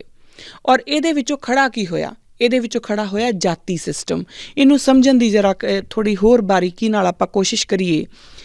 ਜਦੋਂ ਉਹਨਾਂ ਲੋਕਾਂ ਦਾ ਸੁਸਾਇਟੀ ਦੇ ਸਟਰਕਚਰ ਦੇ ਵਿੱਚ ਕੋਈ ਦੇਣ ਨਹੀਂ ਮੰਨੀ ਜਾਣ ਲੱਗੀ, ਕਿਉਂਕਿ ਜਿਸ ਭਾਸ਼ਾ ਦੇ ਵਿੱਚ ਉਹ ਸੁਸਾਇਟੀ ਦੇ ਸਟਰਕਚਰ ਕੋਡ ਹੋ ਰਹੇ ਸੀ ਸੰਸਕ੍ਰਿਤ, ਉਹ ਉਹਨਾਂ ਦੀ ਪਹੁੰਚ ਤੋਂ ਬਾਹਰ ਸੀ, ਤਾਂ ਹੋਇਆ ਕੀ ਕਿ ਉਹ ਲੋਕ ਜਿਹੜੇ ਨੇ ਉਹਨਾਂ ਨੇ ਬਕਾਇਦਾ ਉਹਨਾਂ ਨੂੰ ਉਸ ਪੂਰੇ ਸੁਸਾਇਟੀ ਦੇ ਸਟਰਕਚਰ 'ਚੋਂ ਹੀ ਬਾਹਰ ਕੱਢਣਾ ਸ਼ੁਰੂ ਕਰ ਦਿੱਤਾ। ਔਰ ਕਿੰਨੇ ਕੱਢਣਾ? ਫਿਰ ਜੋ ਇੱਕ ਕਲਾਸ ਸਿਸਟਮ ਨਿਕਲ ਕੇ ਆਈ, ਉਹਨੂੰ ਅਸੀਂ ਕਹਿੰਦੇ ਹਾਂ ਕਿ ਉਹ ਬ੍ਰਾਹਮਣ ਅਤੇ ਸ਼ੂਦਰ ਦੇ ਜਿਹੜਾ ਸਿਸਟਮ ਆ, ਜਾਤੀ ਸਿਸਟਮ, ਉੱਥੋਂ ਨਿਕਲ ਕੇ ਆਇਆ, ਹੈ ਨਾ। ਕਿਉਂਕਿ ਉਹਨਾਂ ਲੋਕਾਂ ਦੀ ਫਿਰ ਉਸ ਪੂਰੇ ਸਟਰਕਚਰ ਦੇ ਵਿੱਚ ਜ਼ਰੂਰਤ ਮਹਿਸੂਸ ਨਹੀਂ ਹੋਈ। ਤਾਂ ਬੇਸਿਕਲੀ ਗੱਲਾਂ ਇਰਪਟ ਹੁੰਦੀਆਂ, ਗੱਲਾਂ ਨਿਕਲ ਕੇ ਆਉਂਦੀਆਂ ਭਾਸ਼ਾ ਦੇ ਵਿੱਚੋਂ। ਜਦੋਂ ਅਸੀਂ ਭਾਸ਼ਾ ਜੋ ਕਿ ਜਨਮਾਨਸ ਦੀ ਭਾਸ਼ਾ ਵੱਖਰੀ ਹੋ ਜਾਏ ਔਰ ਦੇਵ ਭਾਸ਼ਾ ਜਾਂ ਇਹ ਕਹਿ ਲਈਏ ਕਿ ਔਫੀਸ਼ੀਅਲ ਭਾਸ਼ਾ ਵੱਖਰੀਆਂ, ਦੋ ਵੱਖਰੀਆਂ, ਪਹਿਲਾਂ ਦੇਵ ਭਾਸ਼ਾ ਹੋਇਆ ਕਰਦੀ ਸੀ, ਅੱਜ ਕੱਲ੍ਹ ਉਹ ਵਰਡ ਜਿਹੜਾ ਹੈ ਉਹ ਔਫੀਸ਼ੀਅਲ ਭਾਸ਼ਾ ਦੇ ਨਾਲ ਬਦਲ ਗਿਆ। ਜਦੋਂ ਔਫੀਸ਼ੀਅਲ ਭਾਸ਼ਾ ਵੱਖਰੀ ਹੋ ਜਾਏ ਅਤੇ ਜਨਮਾਨਸ ਦੀ ਭਾਸ਼ਾ ਵੱਖਰੀ ਹੋ ਜਾਏ, ਜਨਮਾਨਸ ਆਪਣੇ ਆਪ ਹੀ ਉਸ ਸਟਰਕਚਰ ਦੇ ਵਿੱਚੋਂ ਨਿਕਲਣਾ ਸ਼ੁਰੂ ਹੋ ਜਾਂਦਾ। ਇਸ ਦੀ ਇੱਕ ਛੋਟੀ ਜਿਹੀ ਇਗਜ਼ਾਮਪਲ ਤੁਸੀਂ ਦੇਖ ਕੇ ਦੇਖਿਓ। ਇਸ ਦੇਸ਼ ਦੇ ਵਿੱਚ, UK ਦੇ ਵਿੱਚ, ਜਿਹੜੀ ਔਫੀਸ਼ੀਅਲ ਲੈਂਗੁਏਜ ਹੈ ਉਹ ਹੈ ਅੰਗਰੇਜ਼ੀ। ਹੋਣੀ ਵੀ ਚਾਹੀਦੀ ਕਿਉਂਕਿ ਇਹਨਾਂ ਦੀ ਮਾਤ ਭਾਸ਼ਾ ਹੀ ਅੰਗਰੇਜ਼ੀ ਹੈ। ਹੁਣ ਜਿਹੜੇ ਲੋਕ ਇੱਥੇ ਅੰਗਰੇਜ਼ੀ ਨਹੀਂ ਬੋਲ ਪਾਉਂਦੇ, ਜਾਂ ਤਾਂ ਉਹਨਾਂ ਨੂੰ ਕੋਈ ਨਾ ਕੋਈ ਟਰਾਂਸਲੇਟਰ ਚਾਹੀਦਾ ਜਾਂ ਇੰਟਰਪ੍ਰੇਟਰ ਚਾਹੀਦਾ, ਔਰ ਅਦਰਵਾਈਜ਼ ਉਹ ਲੋਕ ਜਿਹੜੇ ਡਿਸੀਜ਼ਨ ਮੇਕਿੰਗ ਪਾਵਰ ਦੇ ਵਿੱਚ ਨਹੀਂ ਆ ਪਾਉਂਦੇ। ਸਾਡੇ ਤਨਮਨਜੀਤ ਸਿੰਘ ਢੇਸੀ ਹੋਣੀ ਜਿਹੜੇ ਜਾਂ ਪ੍ਰੀਤ ਕੌਰ ਗਿੱਲ ਜਿਹੜੇ ਇਸ ਟਾਈਮ 'ਤੇ MP ਦੀ ਕੁਰਸੀ 'ਤੇ ਬੈਠੇ ਹੈ, ਤਾਂ ਉਹਨਾਂ ਨੂੰ ਜਦੋਂ ਅਸੀਂ ਦੇਖੀਏ ਤਾਂ ਉਹਨਾਂ ਤੋਂ ਪਹਿਲਾਂ ਕੋਈ ਨੌਨ ਇੰਗਲਿਸ਼ ਸਪੀਕਿੰਗ MP ਹੋਇਆ? ਮੇਰੀ ਨੌਲੇਜ ਵਿੱਚ ਨਹੀਂ। ਅਗਰ ਹੋਇਆ ਤਾਂ ਮੇਰੀ ਹੋ ਸਕਦਾ, ਕਿਉਂਕਿ ਅਸੀਂ ਹਰ ਚੀਜ਼ ਦੇ ਮਾਹਰ ਨਹੀਂ ਹੁੰਦੇ, ਮੇਰੀ ਨੌਲੇਜ ਵਿੱਚ ਨਹੀਂ ਹੋਇਆ। ਇੱਦਾਂ ਹੋਇਆ ਹੈ ਕਿ ਬ੍ਰਿਟਿਸ਼ ਹਕੂਮਤ ਦੇ ਵਿੱਚ ਜਾਂ ਬ੍ਰਿਟਿਸ਼ ਪਾਰਲੀਮੈਂਟ ਦੇ ਵਿੱਚ ਕਿਸੇ ਨੇ ਪੰਜਾਬੀ ਦੇ ਵਿੱਚ ਸਪੀਚ ਦਿੱਤੀ ਹੋਵੇ ਅਤੇ ਬਾਕੀ ਸਾਰਿਆਂ ਨੇ ਸਮਝਣ ਦੀ ਕੋਸ਼ਿਸ਼ ਕੀਤੀ ਹੋਵੇ? ਨਹੀਂ। ਹੋਇਆ ਕੀ ਉਹਦੇ ਨਾਲ? ਹੋਇਆ ਕੀ ਕਿ ਸਾਡਾ, ਅਗਰ ਹੁਣ ਅਸੀਂ ਆਪਣੀ ਪੰਜਾਬੀ ਕਮਿਊਨਿਟੀ ਨੂੰ ਵੇਖੀਏ, ਚਾਹੇ ਉਹ ਹਿੰਦੂ ਨੇ, ਚਾਹੇ ਸਿੱਖ ਨੇ, ਚਾਹੇ ਮੁਸਲਮਾਨ ਨੇ, ਚਾਹੇ ਈਸਾਈ ਨੇ, ਜਿੰਨੇ ਵੀ ਪੰਜਾਬੀ ਕਮਿਊਨਿਟੀ ਦੇ ਲੋਕ ਇਸ ਦੇਸ਼ ਦੇ ਵਿੱਚ ਮੌਜੂਦ ਨੇ ਜੋ ਸਿਰਫ ਪੰਜਾਬੀ ਬੋਲ ਪਾਉਂਦੇ ਨੇ, ਕਿਆ ਉਹਨਾਂ ਦੇ ਵਿੱਚੋਂ ਕਿੰਨੇ ਕੁ ਲੋਕ ਐਸੇ ਨੇ ਜਿਹੜੇ ਕਿ ਰੂਲ ਮੇਕਿੰਗ ਜਾਂ ਡਿਸੀਜ਼ਨ ਮੇਕਿੰਗ ਵਾਲੀਆਂ ਕੁਰਸੀਆਂ 'ਤੇ ਬੈਠੇ ਨੇ? ਉਹ ਬਹੁਤ, ਤੁਹਾਨੂੰ ਕਿਤੇ ਕੋਈ ਗਿਣਤੀ ਦਾ ਗਿਣਿਆ ਚੁਣਿਆ ਕੋਈ ਇੱਕਾ ਦੁੱਕਾ ਲੱਭ ਜੇ ਤਾਂ ਆਈ ਥਿੰਕ ਉਹ ਪਰਮਾਤਮਾ ਦੀ ਬੜੀ ਵੱਡੀ ਰਹਿਮਤ ਹੋਊਗੀ, ਅਦਰਵਾਈਜ਼ ਨਹੀਂ ਹੁੰਦਾ। ਉਹਦਾ ਕਾਰਨ ਕੀ ਹੈ? ਕਿਉਂਕਿ ਜਿਹੜੀ ਔਫੀਸ਼ੀਅਲ ਲੈਂਗੁਏਜ ਹੈ ਉਹ ਅਲੱਗ ਹੈ ਅਤੇ ਜਿਹੜੀ ਉਹਨਾਂ ਲੋਕਾਂ ਦੀ ਭਾਸ਼ਾ ਸੀ ਉਹ ਅਲੱਗ ਸੀ। ਇਹੀ ਕਾਰਨ ਹੈ ਕਿ ਸਾਡਾ ਜਿਹੜਾ ਇਤਿਹਾਸ ਹੈ, ਸਾਡੇ ਬਜ਼ੁਰਗ ਇੱਥੇ ਆਏ, ਉਹਨਾਂ ਨੇ ਇੱਥੇ ਆ ਕੇ ਫਾਊਂਡਰੀਜ਼ ਦੇ ਵਿੱਚ ਕੰਮ ਕੀਤਾ, ਕਿਸੇ ਨੇ ਪ੍ਰਿੰਟਿੰਗ ਪ੍ਰੈਸਿਸ ਦੇ ਵਿੱਚ ਕੰਮ ਕੀਤਾ, ਬੜੇ ਮਿਹਨਤ ਮੁਸ਼ੱਕਤ ਦੇ ਨਾਲ ਉਹਨਾਂ ਆਪਣੀਆਂ ਜ਼ਿੰਦਗੀਆਂ ਖੜੀਆਂ ਕੀਤੀਆਂ। ਪਰ ਅੱਜ ਜੇਕਰ ਤੁਸੀਂ ਉਹਨਾਂ ਦੀਆਂ ਜ਼ਿੰਦਗੀਆਂ ਨੂੰ ਕਿਸੇ ਆਰਕਾਈਵਸ ਦੇ ਵਿੱਚ ਜਾਂ ਕਿਸੇ ਕਿਤਾਬਾਂ 'ਚ ਲੱਭਣ ਜਾਓਗੇ, ਸਾਨੂੰ ਨਹੀਂ ਮਿਲਦੀਆਂ। ਕਿਉਂ? ਕਿਉਂਕਿ ਉਹ ਆਪਣੀ ਭਾਸ਼ਾ ਇਹਨਾਂ ਦੀ ਭਾਸ਼ਾ ਵਿੱਚ ਦੱਸ ਨਹੀਂ ਪਾਏ, ਆਪਣੀ ਹਿਸਟਰੀ ਇਹਨਾਂ ਦੀ ਭਾਸ਼ਾ ਵਿੱਚ ਦੱਸ ਨਹੀਂ ਪਾਏ। ਸੋ ਇਸ ਕਰਕੇ ਬਹੁਤ ਜ਼ਰੂਰੀ ਹੁੰਦਾ ਆ, ਜਦੋਂ ਤੁਸੀਂ ਡਿਸੀਜ਼ਨ ਮੇਕਿੰਗ ਸਟਰਕਚਰ ਦਾ ਹਿੱਸਾ ਹੋਣਾ ਹੈ ਤਾਂ ਬਹੁਤ ਜ਼ਰੂਰੀ ਹੈ ਕਿ ਉਸੇ ਹੀ ਭਾਸ਼ਾ ਦੇ ਵਿੱਚ ਤੁਹਾਨੂੰ ਵੀ ਗਿਆਨ ਹੋਵੇ। ਹੁਣ ਇਸੇ ਨੂੰ ਹੀ ਥੋੜ੍ਹਾ ਜਿਹਾ ਆਪਾਂ ਹੋਰ ਅੱਗੇ ਚੱਲ ਲੈਂਦੇ ਹਾਂ। ਸਾਡੇ ਜਦੋਂ ਅਸੀਂ ਇਹਨੂੰ ਥੋੜ੍ਹਾ ਜਿਹਾ ਹੋਰ ਸਮਝੀਏ ਤਾਂ ਜਿਹੜੀ ਇੱਕ ਪ੍ਰਚਲਿਤ ਭਾਸ਼ਾ ਹੁੰਦੀ ਹੈ, ਤਾਂ ਭਾਸ਼ਾਵਾਂ ਦੇ ਦੋ ਹਿੱਸੇ ਕਰ ਦਿੱਤੇ ਜਾਂਦੇ ਨੇ। ਇਹ ਅਕਸਰ ਇਹ ਰਵੱਈਆ ਚੱਲਦਾ ਹੈ। ਦੋ ਭਾਸ਼ਾਵਾਂ ਦੇ ਦੋ ਹਿੱਸੇ ਕਰ ਦਿੱਤੇ ਜਾਂਦੇ ਨੇ। ਇੱਕ ਭਾਸ਼ਾ ਨੂੰ ਕਹਿ ਦਿੱਤਾ ਜਾਂਦਾ ਹੈ ਕਿ ਇਹ ਇੰਟੈਲੀਜੈਂਟ ਲੋਕਾਂ ਦੀ ਭਾਸ਼ਾ ਹੈ, ਜਿੱਦਾਂ ਕਿ ਸੰਸਕ੍ਰਿਤ ਨੂੰ ਮੰਨ ਲਿਆ ਗਿਆ ਕਿ ਬ੍ਰਾਹਮਣ ਹੁਣ ਕੌਣ ਹੈ? ਬ੍ਰਾਹਮਣ ਨੂੰ ਆਪਾਂ ਅੱਜ ਕੱਲ੍ਹ ਇੱਕ ਗਾਲ ਵਾਂਗੂ ਲੈਣਾ ਸ਼ੁਰੂ ਕਰਤਾ। ਬ੍ਰਾਹਮਣ ਉਹ ਜਿਹੜਾ ਬ੍ਰਹਮ ਦਾ ਗਿਆਤਾ। ਹੁਣ ਉਹ ਬ੍ਰਾਹਮਣ ਉਹੋ ਜਿਹੇ ਰਹੇ ਜਾਂ ਨਹੀਂ ਰਹੇ, ਉਹ ਬਾਅਦ ਦੀ ਗੱਲ ਹੈ, ਦੈਟਸ ਅ ਡਿਫਰੈਂਟ ਟੋਪਿਕ। ਉਹ ਬਿਲਕੁਲ ਆਪਣੇ ਆਪ 'ਚ ਇੱਕ ਵੱਖਰੀ ਗੱਲ ਹੈ। ਪਰ ਬ੍ਰਾਹਮਣ ਦਾ ਜਿਹੜਾ ਮਤਲਬ ਸੀ, ਉਹ ਜਿਹੜਾ ਬ੍ਰਹਮ ਨੂੰ ਸਮਝ ਗਿਆ, ਉਹਨੂੰ ਬ੍ਰਾਹਮਣ ਕਿਹਾ ਜਾਂਦਾ ਸੀ। ਹੁਣ ਉਹ ਲੋਕਾਂ ਦੀ, ਜਿਹੜੇ ਲੋਕ ਇੰਨੇ ਜ਼ਿਆਦਾ ਇੰਟਲੈਕਚੁਅਲੀ ਸਟਰੋਂਗ ਨੇ ਜਾਂ ਜਿਨ੍ਹਾਂ ਦਾ ਜਿਹੜੇ ਅਧਿਆਤਮਿਕ ਤੌਰ 'ਤੇ ਵੀ ਔਰ ਜਿਹੜੇ ਹਰ ਤਰੀਕੇ ਨਾਲ ਬੜੇ ਸਟਰੋਂਗ ਲੋਕ ਨੇ, ਯਾਨੀ ਕਿ ਜਿਹੜੇ ਇੰਟੈਲੀਜੈਂਟ ਲੋਕ ਨੇ, ਉਹਨਾਂ ਦੀ ਭਾਸ਼ਾ ਹੋ ਗਈ ਸੰਸਕ੍ਰਿਤ, ਅਤੇ ਜਿਹੜਾ ਆਮ ਜਨਮਾਨਸ ਹੈ ਉਹਦੀ ਭਾਸ਼ਾ ਹੋ ਗਈ ਪ੍ਰਾਕ੍ਰਿਤ। ਹੁਣ ਇਹ ਦੋ ਭਾਸ਼ਾਵਾਂ ਵੰਡੀਆਂ ਗਈਆਂ। ਇਹਨੂੰ ਅੱਜ ਦੇ ਕੰਟੈਕਸਟ ਵਿੱਚ ਜ਼ਰਾ ਲਗਾ ਕੇ ਦੇਖਿਓ, ਜਿਹੜੇ ਪੰਜਾਬੀ ਬੋਲਣ ਵਾਲੇ ਲੋਕ ਨੇ ਉਹ ਸਮਝਣਗੇ। ਸਾਡੇ ਵਿੱਚ ਜਿਹੜੇ ਖਾਸ ਤੌਰ 'ਤੇ ਪੰਜਾਬ ਵਿੱਚ ਇਹ ਬੜਾ ਪ੍ਰਚਲਨ ਹੈ ਕਿ ਜਿਹੜਾ ਬੰਦਾ ਵੀ ਅੰਗਰੇਜ਼ੀ ਵਿੱਚ 2 ਅੱਖਰ ਬੋਲ ਸਕਦਾ ਨਾ, ਸਾਨੂੰ ਲੱਗਦਾ ਕਿ ਉਹੋ ਹੀ ਇੰਟੈਲੀਜੈਂਟ ਆ। ਜੋ ਪੰਜਾਬੀ ਵਿੱਚ ਬੋਲਦਾ ਜਾਂ ਲਿਖਦਾ ਉਹ ਇੰਟੈਲੀਜੈਂਟ ਨਹੀਂ। ਜਦੋਂ ਵੀ ਕੋਈ ਬੰਦਾ ਅਗਰ ਕੋਈ ਇੱਕ ਪੰਜਾਬੀ ਦੇ ਵਿੱਚ ਉਹ ਆਪਣੀ ਗੱਲ ਕਹਿ ਰਿਹਾ ਔਰ ਉਸ ਦੀ ਕੱਲਾ ਅੱਖਰ ਸੁਣਨ ਵਾਲਾ ਹੋਵੇ, ਤਾਂ ਉਸ ਦੇ ਅਗੇਂਸਟ ਕੋਈ ਅੰਗਰੇਜ਼ੀ ਦੇ ਵਿੱਚ ਆਪਣੀ ਗੱਲ ਬੋਲ ਰਿਹਾ, ਚਾਹੇ ਉਹਦੀ ਗੱਲ ਦਾ ਕੋਈ ਸਿਰ ਪੈਰ ਵੀ ਨਾ ਬਣਦਾ ਹੋਏ, ਸਾਨੂੰ ਕੀ ਲੱਗਦਾ ਕਿ ਲੈ ਇਹ ਜਿਹੜਾ ਬੰਦਾ ਨਾ, ਜਿਹੜਾ ਅੰਗਰੇਜ਼ੀ ਬੋਲ ਰਿਹਾ ਉਹ ਸਹੀ ਬੋਲ ਰਿਹਾ ਹੋਣਾ, ਪੰਜਾਬੀ ਵਾਲਾ ਤਾਂ ਝੂਠ ਬੋਲਦਾ ਹੋਣਾ, ਇਹਦੀ ਗੱਲ ਦਾ ਤਾਂ ਕੋਈ ਮਤਲਬ ਨਹੀਂ ਹੋਣਾ। ਇਹ ਕਿਉਂ ਹੈ? ਕਿਉਂਕਿ ਇਹ ਸਾਡੇ ਵਿੱਚ ਸਾਡਾ ਜਿਹੜਾ ਕੋਲੋਨਾਈਜ਼ਡ ਮਾਈਂਡ ਹੈ ਉਹ ਅੱਜ ਵੀ ਇਹੀ ਮੰਨ ਕੇ ਬੈਠਾ ਹੈ ਕਿ ਜਿਹੜੀ ਅੰਗਰੇਜ਼ੀ ਭਾਸ਼ਾ ਹੈ ਉਹ ਸ਼ਾਸਕ ਦੀ ਭਾਸ਼ਾ ਹੈ, ਉਹ ਪਾਵਰ ਦੀ ਭਾਸ਼ਾ ਹੈ, ਅਤੇ ਜਿਹੜੀ ਪੰਜਾਬੀ ਭਾਸ਼ਾ ਉਹ ਪਾਵਰ ਦੀ ਭਾਸ਼ਾ ਨਹੀਂ। ਇਹ ਅਸੀਂ ਮੰਨ ਕੇ ਬੈਠੇ ਹਾਂ ਅੱਜ ਵੀ। ਸੋ ਇਸ ਕਰਕੇ ਜਿਹੜੀਆਂ ਭਾਸ਼ਾਵਾਂ ਹੁੰਦੀਆਂ ਨੇ ਨਾ, ਉਹ ਆਪਣੇ ਆਪ ਦੇ ਨਾਲ ਬੜਾ ਕੁਛ ਨਾਲ ਲੈ ਕੇ ਆਉਂਦੀਆਂ, ਬੜਾ ਪਾਵਰ ਸਟਰਕਚਰ ਉਹਨਾਂ ਦੇ ਨਾਲ ਬੰਨਿਆ ਹੋਇਆ ਹੁੰਦਾ। ਅਤੇ ਜਦੋਂ ਇਹਨਾਂ ਭਾਸ਼ਾਵਾਂ ਨੂੰ 2 ਹਿੱਸਿਆਂ ਦੇ ਵਿੱਚ ਵੰਡਿਆ ਜਾਂਦਾ ਕਿ ਇੱਕ ਇੰਟੈਲੀਜੈਂਟ ਲੋਕਾਂ ਦੀ, ਇੱਕ ਆਮ ਲੋਕਾਂ ਦੀ ਭਾਸ਼ਾ, ਅਤੇ ਫਿਰ ਜਿਹੜੇ ਆਮ ਲੋਕ ਨੇ ਉਹ ਅਕਸਰ ਹੀ ਇੰਟੈਲੀਜੈਂਟ ਲੋਕਾਂ ਦੀ ਭਾਸ਼ਾ ਤੋਂ ਪ੍ਰਭਾਵਿਤ ਹੋਣਾ ਸ਼ੁਰੂ ਕਰ ਦਿੰਦੇ ਨੇ। ਉਸ ਚੱਕਰ ਦੇ ਵਿੱਚ ਉਹਨਾਂ ਨੂੰ ਆਪਣੀ ਭਾਸ਼ਾ ਦੇ ਨਾਲ ਇੱਕ ਹੀਨ ਭਾਵਨਾ ਦਾ ਸ਼ਿਕਾਰ ਹੋਣਾ ਸ਼ੁਰੂ ਹੋ ਜਾਂਦੇ ਆ। ਉਹਨਾਂ ਨੂੰ ਇਹ ਲੱਗਣ ਲੱਗ ਜਾਂਦਾ ਕਿ ਮੈਂ ਇਹ ਭਾਸ਼ਾ ਬੋਲਦਾ, ਇਸ ਕਰਕੇ ਮੈਂ ਛੋਟਾ, ਜੋ ਕਿ ਸਾਡੇ ਪੰਜਾਬ ਦੇ ਵਿੱਚ ਇਹ ਗੱਲ ਹੈਗੀ ਆ। ਸਾਡੇ ਸਕੂਲਾਂ, ਤੁਹਾਨੂੰ ਕੀ ਲੱਗਦਾ ਕਿ ਜਿਹੜੇ ਪੰਜਾਬ ਦੇ ਸਕੂਲਾਂ ਦੇ ਵਿੱਚ ਇਹ ਕਿਹਾ ਜਾਂਦਾ ਤੁਸੀਂ ਜਾਂ ਤਾਂ ਇੰਗਲਿਸ਼ ਬੋਲਣੀ ਹੈ ਜਾਂ ਹਿੰਦੀ ਬੋਲਣੀ ਹੈ, ਉਹ ਕੀ ਹੈ? ਉਹ ਬਾਕਾਇਦਾ ਇਸ ਚੀਜ਼ ਨੂੰ ਕ੍ਰੀਏਟ ਕੀਤਾ ਜਾ ਰਿਹਾ ਔਰ ਕੀਤਾ ਗਿਆ ਹੈ ਕਿ ਜਿਹੜਾ ਬੰਦਾ ਅੰਗਰੇਜ਼ੀ ਬੋਲਦਾ ਉਹ ਬਹੁਤ ਇੰਟੈਲੀਜੈਂਟ ਹੈ, ਜਿਹੜਾ ਹਿੰਦੀ ਬੋਲਦਾ ਚਲੋ ਉਹਦੇ ਵਰਗਾ ਤਾਂ ਇੰਟੈਲੀਜੈਂਟ ਨਹੀਂ ਹੋ ਸਕਦਾ, ਪਰ ਉਹਦੇ ਜਿੰਨਾ ਕੁ ਥੋੜ੍ਹਾ ਬਹੁਤ ਇੰਟੈਲੀਜੈਂਟ ਹੈਗਾ, ਅਤੇ ਜਿਹੜਾ ਪੰਜਾਬੀ ਬੋਲਦਾ ਬਿਲਕੁਲ ਦੇਸੀ ਹੈ। ਇਸ ਤਰੀਕੇ ਨਾਲ ਜਿਹੜੀਆਂ ਭਾਸ਼ਾਵਾਂ ਦੇ ਨਾਲ ਸਾਡੇ ਦਿਮਾਗਾਂ ਦੇ ਉੱਤੇ ਸੱਟ ਮਾਰੀ ਜਾਂਦੀ ਹੈ, ਜਦ ਕਿ ਸਾਨੂੰ ਆਪਣੀ ਭਾਸ਼ਾ ਦਾ, ਔਰ ਇਹ ਹੁੰਦਾ ਉਦੋਂ ਹੈ ਜਦੋਂ ਸਾਡੇ ਘਰਾਂ ਦੇ ਵਿੱਚ ਹੀ ਸਾਡੀ ਭਾਸ਼ਾ ਦਾ ਗਿਆਨ ਨਾ ਹੋਵੇ, ਜਦੋਂ ਸਾਨੂੰ ਪਤਾ ਹੀ ਨਾ ਹੋਵੇ ਕਿ ਸਾਡੀ ਭਾਸ਼ਾ ਦੀ ਜੜ ਕੀ ਹੈ, ਸਾਨੂੰ ਪਤਾ ਹੀ ਨਾ ਹੋਵੇ ਕਿ ਸਾਡੀ ਭਾਸ਼ਾ ਕਿਉਂ ਇੰਪੋਰਟੈਂਟ ਹੈ। ਸੋ ਇਹ ਜਿਹੜੀਆਂ ਗੱਲਾਂ, ਇਹਨੂੰ ਆਪਾਂ ਅਗਰ ਹੋਰ ਥੋੜ੍ਹਾ ਘੋਖਦੇ ਜਾਈਏ ਜਾਂ ਹੋਰ ਸੋਚਦੇ ਜਾਈਏ ਤਾਂ ਆਪ ਜੀ ਨੂੰ ਬਹੁਤ ਸਾਰੀਆਂ ਇਹਦੀਆਂ ਲੇਅਰਸ ਲੱਭਣਗੀਆਂ, ਬਹੁਤ ਸਾਰੀਆਂ ਐਸੀਆਂ ਚੀਜ਼ਾਂ ਲੱਭਣਗੀਆਂ ਜਿਹਦੇ ਵਿੱਚ ਤੁਸੀਂ ਇਹ ਗੱਲ ਮੇਰੇ ਨਾਲ ਬਾਕਾਇਦਾ ਮੰਨੋਗੇ ਕਿ ਭਾਸ਼ਾ ਦੇ ਨਾਲ ਹੀ, ਜੇ ਤੁਸੀਂ ਸੋਚਦੇ ਹੋ ਕਿ ਮੇਰੀ ਭਾਸ਼ਾ ਓਨੀ ਹੀ ਵਧੀਆ ਹੈ ਜਿੰਨੀ ਕਿਸੇ ਹੋਰ ਦੀ, ਤਾਂ ਤੁਹਾਡਾ ਕੌਨਫੀਡੈਂਸ ਬੂਸਟ ਹੁੰਦਾ ਆ, ਤੁਸੀਂ ਕੌਨਫੀਡੈਂਟਲੀ ਗੱਲ ਕਰ ਸਕਦੇ ਹੋ। ਹੁਣ ਅੰਗਰੇਜ਼ੀ ਵਿੱਚ ਵੀ ਅਗਰ ਦੇਖੋ ਤਾਂ 2-4 ਉਹਦੇ ਵਿੱਚ ਵੀ ਲੇਅਰਸ ਆਉਂਦੀਆਂ। ਜਿਹੜੇ ਲੋਕ ਤਾਂ ਅੰਗਰੇਜ਼ੀ ਬੋਲਦੇ ਨੇ ਨੋਰਮਲ, ਜਿੱਦਾਂ ਦੀ ਉਹਨਾਂ ਦੀ ਭਾਸ਼ਾ ਉੱਦਾਂ ਬੋਲਦੇ, ਜਿਹੜੇ ਕੁਝ ਐਕਸੈਂਟ ਦੇ ਵਿੱਚ ਅੰਗਰੇਜ਼ੀ ਬੋਲਣਾ ਸ਼ੁਰੂ ਕਰ ਦਿੰਦੇ ਨੇ, ਅਕਸਰ ਲੋਕਾਂ ਦਾ ਝੁਕਾਅ ਉਹਨਾਂ ਵੱਲ ਜ਼ਿਆਦਾ ਹੋ ਜਾਂਦਾ, ਕਿਉਂਕਿ ਉਹਨਾਂ ਨੂੰ ਲੱਗਦਾ ਕਿ ਇਹ ਅੰਗਰੇਜ਼ਾਂ ਵਾਂਗੂ ਅੰਗਰੇਜ਼ੀ ਬੋਲਦੇ ਨੇ। ਇੱਥੇ ਹੀ ਰਹਿੰਦੇ ਇੱਕ ਭਾਜੀ ਮੇਰੇ, ਤਾਂ ਉਹਨਾਂ ਨਾਲ ਮੇਰੀ ਗੱਲਬਾਤ ਹੁੰਦੀ ਸੀ, ਅਤੇ ਉਹ ਕਹਿੰਦੇ ਕਿ ਦੇਖੋ ਮੇਰੀ ਆ ਬੇਟੀ ਆ, ਕਹਿੰਦੇ ਜਿੰਨੀ ਛੋਟੀ ਬੱਚੀ ਆ ਉਹ 3 ਸਾਲ ਦੀ, ਜਿੰਨੀ ਅੰਗਰੇਜ਼ੀ ਇਹ ਬੋਲ ਲੈਂਦੀ, ਕਹਿੰਦੇ ਮੈਨੂੰ ਤਾਂ ਆਈ ਨਹੀਂ। ਤਾਂ ਹੀ ਉਹ ਸਾਡੇ ਪੰਜਾਬ ਵਾਲੇ ਕਹਿੰਦੇ ਨਲਾਇਕ ਹੁੰਦੇ ਆ। ਮੈਨੂੰ ਉਹਨਾਂ ਦੇ ਉੱਤੇ ਹਾਸਾ ਵੀ ਆਇਆ, ਅਤੇ ਮੈਂ ਉਹਨਾਂ ਨੂੰ ਕਿਹਾ ਕਿਉਂਕਿ ਇਹ ਇੱਥੇ ਦੀ ਜੰਮੀ ਪਲੀ ਆ, ਮਾਂ ਉਹਦੀ ਅੰਗਰੇਜ਼ ਹੈ, ਇਸ ਕਰਕੇ ਉਹ ਅੰਗਰੇਜ਼ੀ ਬੋਲਦੀ ਆ। ਪਰ ਉਹਨਾਂ ਨੂੰ ਇਹ ਗੱਲ ਸਮਝਾਉਣਾ ਬਹੁਤ ਔਖਾ ਆ। ਉਹਨਾਂ ਨੂੰ ਲੱਗਦਾ ਕਿ ਨਹੀਂ, ਮੇਰੀ ਬੱਚੀ ਅੰਗਰੇਜ਼ੀ ਬੋਲ ਰਹੀ, ਇਸ ਕਰਕੇ ਉਹ ਪੰਜਾਬ ਦੇ ਜਿਹੜੇ ਹੋਰ ਇੰਟੈਲੀਜੈਂਟ ਲੋਕ ਨੇ ਉਹਨਾਂ ਤੋਂ ਵੀ ਕਿਤੇ ਵਧੀਆ ਹੈ। ਇਹ ਸਾਡੀ ਮਾਨਸਿਕਤਾ ਹੈ। ਸਾਨੂੰ ਜਦੋਂ ਅਸੀਂ ਆਪਣੇ ਆਪ ਨੂੰ ਪਰਖਾਂਗੇ, ਸਾਨੂੰ ਇਸ ਮਾਨਸਿਕਤਾ ਨੂੰ ਪਰਖਣਾ ਪਊਗਾ। ਸੋਚ ਕੇ ਦੇਖਿਓ ਜੇ ਕਿ ਪੰਜਾਬੀ ਨਾਲੋਂ ਅਸੀਂ ਹਿੰਦੀ ਨੂੰ ਬੈਟਰ ਮੰਨਦੇ ਹਾਂ, ਹਿੰਦੀ ਨਾਲੋਂ ਅਸੀਂ ਅੰਗਰੇਜ਼ੀ ਨੂੰ ਬੈਟਰ ਮੰਨਦੇ ਹਾਂ, ਅਤੇ ਅੰਗਰੇਜ਼ੀ ਵਿੱਚ ਵੀ ਅਸੀਂ ਉਸ ਅੰਗਰੇਜ਼ੀ ਨੂੰ ਹੋਰ ਬੈਟਰ ਮੰਨਦੇ ਹਾਂ ਜਿਹੜੀ ਅੰਗਰੇਜ਼ਾਂ ਦੇ ਸਟਾਈਲ ਦੇ ਵਿੱਚ ਬੋਲੀ ਜਾਵੇ। ਇਹਦਾ ਕਾਰਨ ਕੀ ਹੈ? ਕਿਉਂਕਿ ਸਾਡਾ ਅੱਜ ਵੀ ਝੁਕਾਅ ਇਹੀ ਹੈ ਕਿ ਅੰਗਰੇਜ਼ ਸਾਡੇ ਨਾਲੋਂ ਕਿਤੇ ਬੈਟਰ ਹੈ। ਸੋ ਇਹ ਸਾਡੇ ਆਪਣੇ ਮਨੋਦਸ਼ਾ ਦੀਆਂ ਗੱਲਾਂ ਨੇ। ਖੈਰ, ਆਪਾਂ ਅੱਗੇ ਗੱਲ ਤੋਰਦੇ ਹਾਂ। ਤਾਂ ਜਦੋਂ ਸੰਸਕ੍ਰਿਤ ਅਤੇ ਪ੍ਰਾਕ੍ਰਿਤ ਦੀ ਜਿਹੜੀ ਇਹਦੇ ਨਾਲ ਵਿੱਚੋਂ ਦੀ ਜੋ ਇੱਕ ਕੌਨਫਲਿਕਟ ਦੇ ਵਿੱਚੋਂ ਜੋ ਇੱਕ ਸੁਸਾਇਟੀ ਖੜੀ ਹੋਈ, ਜਿਹਦੇ ਵਿੱਚ ਕਲਾਸ ਸਿਸਟਮ ਆ ਗਿਆ, ਜਿਹਦੇ ਵਿੱਚ ਕਾਸਟ ਸਿਸਟਮ ਆ ਗਿਆ, ਜਾਤੀ ਦੇ ਆਧਾਰ ਦੇ ਉੱਤੇ ਵਰਨ ਵੰਡ ਹੋ ਗਈ, ਉਸ ਸਿਸਟਮ ਨੂੰ ਤੋੜਨ ਦੇ ਲਈ ਗੁਰੂ ਨਾਨਕ ਪਾਤਸ਼ਾਹ ਬਾਕਾਇਦਾ ਆਮ ਜਨ ਮਾਨਸ ਦੀ ਭਾਸ਼ਾ ਦੇ ਵਿੱਚ ਹੀ ਬਾਣੀ ਉਚਾਰਦੇ ਨੇ, ਔਰ ਬਾਕਾਇਦਾ ਜਿੰਨੀ ਵੀ ਬਾਣੀ ਉਹ ਇਕੱਠੀ ਕਰਦੇ ਨੇ, ਭਗਤਾਂ ਦੀ ਬਾਣੀ, ਤਾਂ ਉਸ ਨੂੰ ਵੀ ਜਦੋਂ ਅੱਗੇ ਲਿਖਿਆ ਜਾਂਦਾ ਤਾਂ ਉਹ ਉਸੇ ਲਿਪੀ 'ਚ ਲਿਖਿਆ ਜਾਂਦਾ ਜਿਸ ਆਮ ਜਨ ਮਾਨਸ ਦੀ ਭਾਸ਼ਾ ਦੇ ਵਾਲੇ ਅੱਖਰਾਂ ਨੂੰ ਗੁਰੂ ਅੰਗਦ ਦੇਵ ਪਾਤਸ਼ਾਹ ਤਰਤੀਬ ਦੇ ਕੇ ਗੁਰਮੁਖੀ ਲਿਪੀ ਸਾਡੀ ਝੋਲੀ ਪਾਉਂਦੇ ਨੇ। ਉਸੇ ਹੀ ਲਿਪੀ ਦੇ ਵਿੱਚ ਬਾਕੀ ਸਾਰਿਆਂ ਨੂੰ ਵੀ ਲਿਖਿਆ ਜਾਂਦਾ।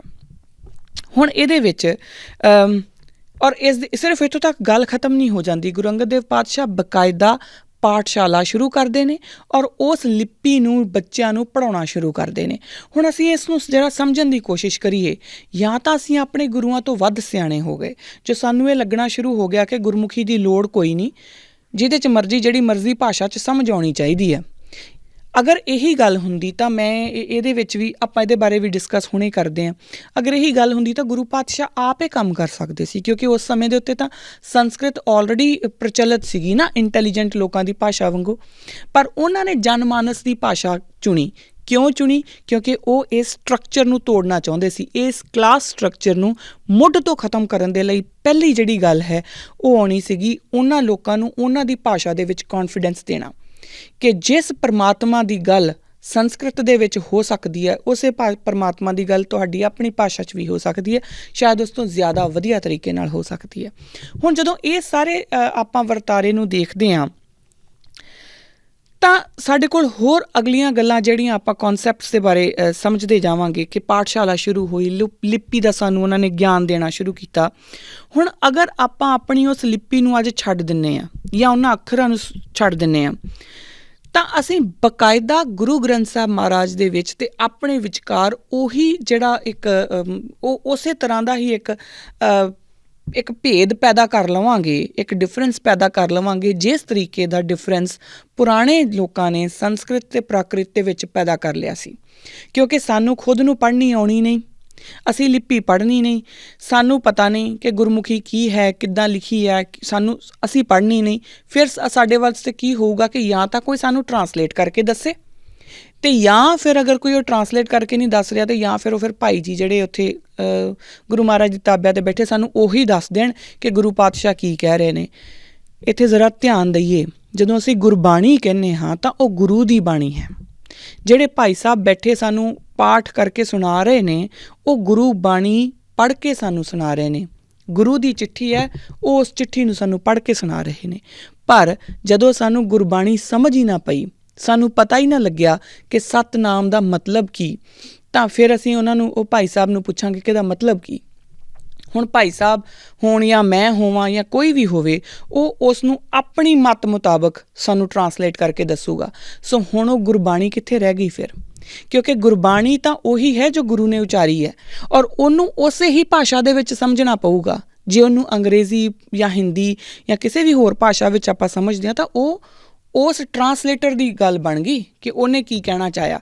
ਹੁਣ ਕਿਸੇ ਦਾ ਮਤਲਬ ਕੋਈ ਕਹਿੰਦਾ ਕਿ ਸਤਿਨਾਮ ਦਾ ਮਤਲਬ ਇਹ ਹੈ, ਮੇਰੇ ਵਰਗਾ ਕੋਈ ਆਪਣੀ ਵਿੱਚ ਲਾ ਦਿੰਦਾ, ਕੋਈ ਹੋਰ ਕੁਛ ਲਾ ਦਿੰਦਾ।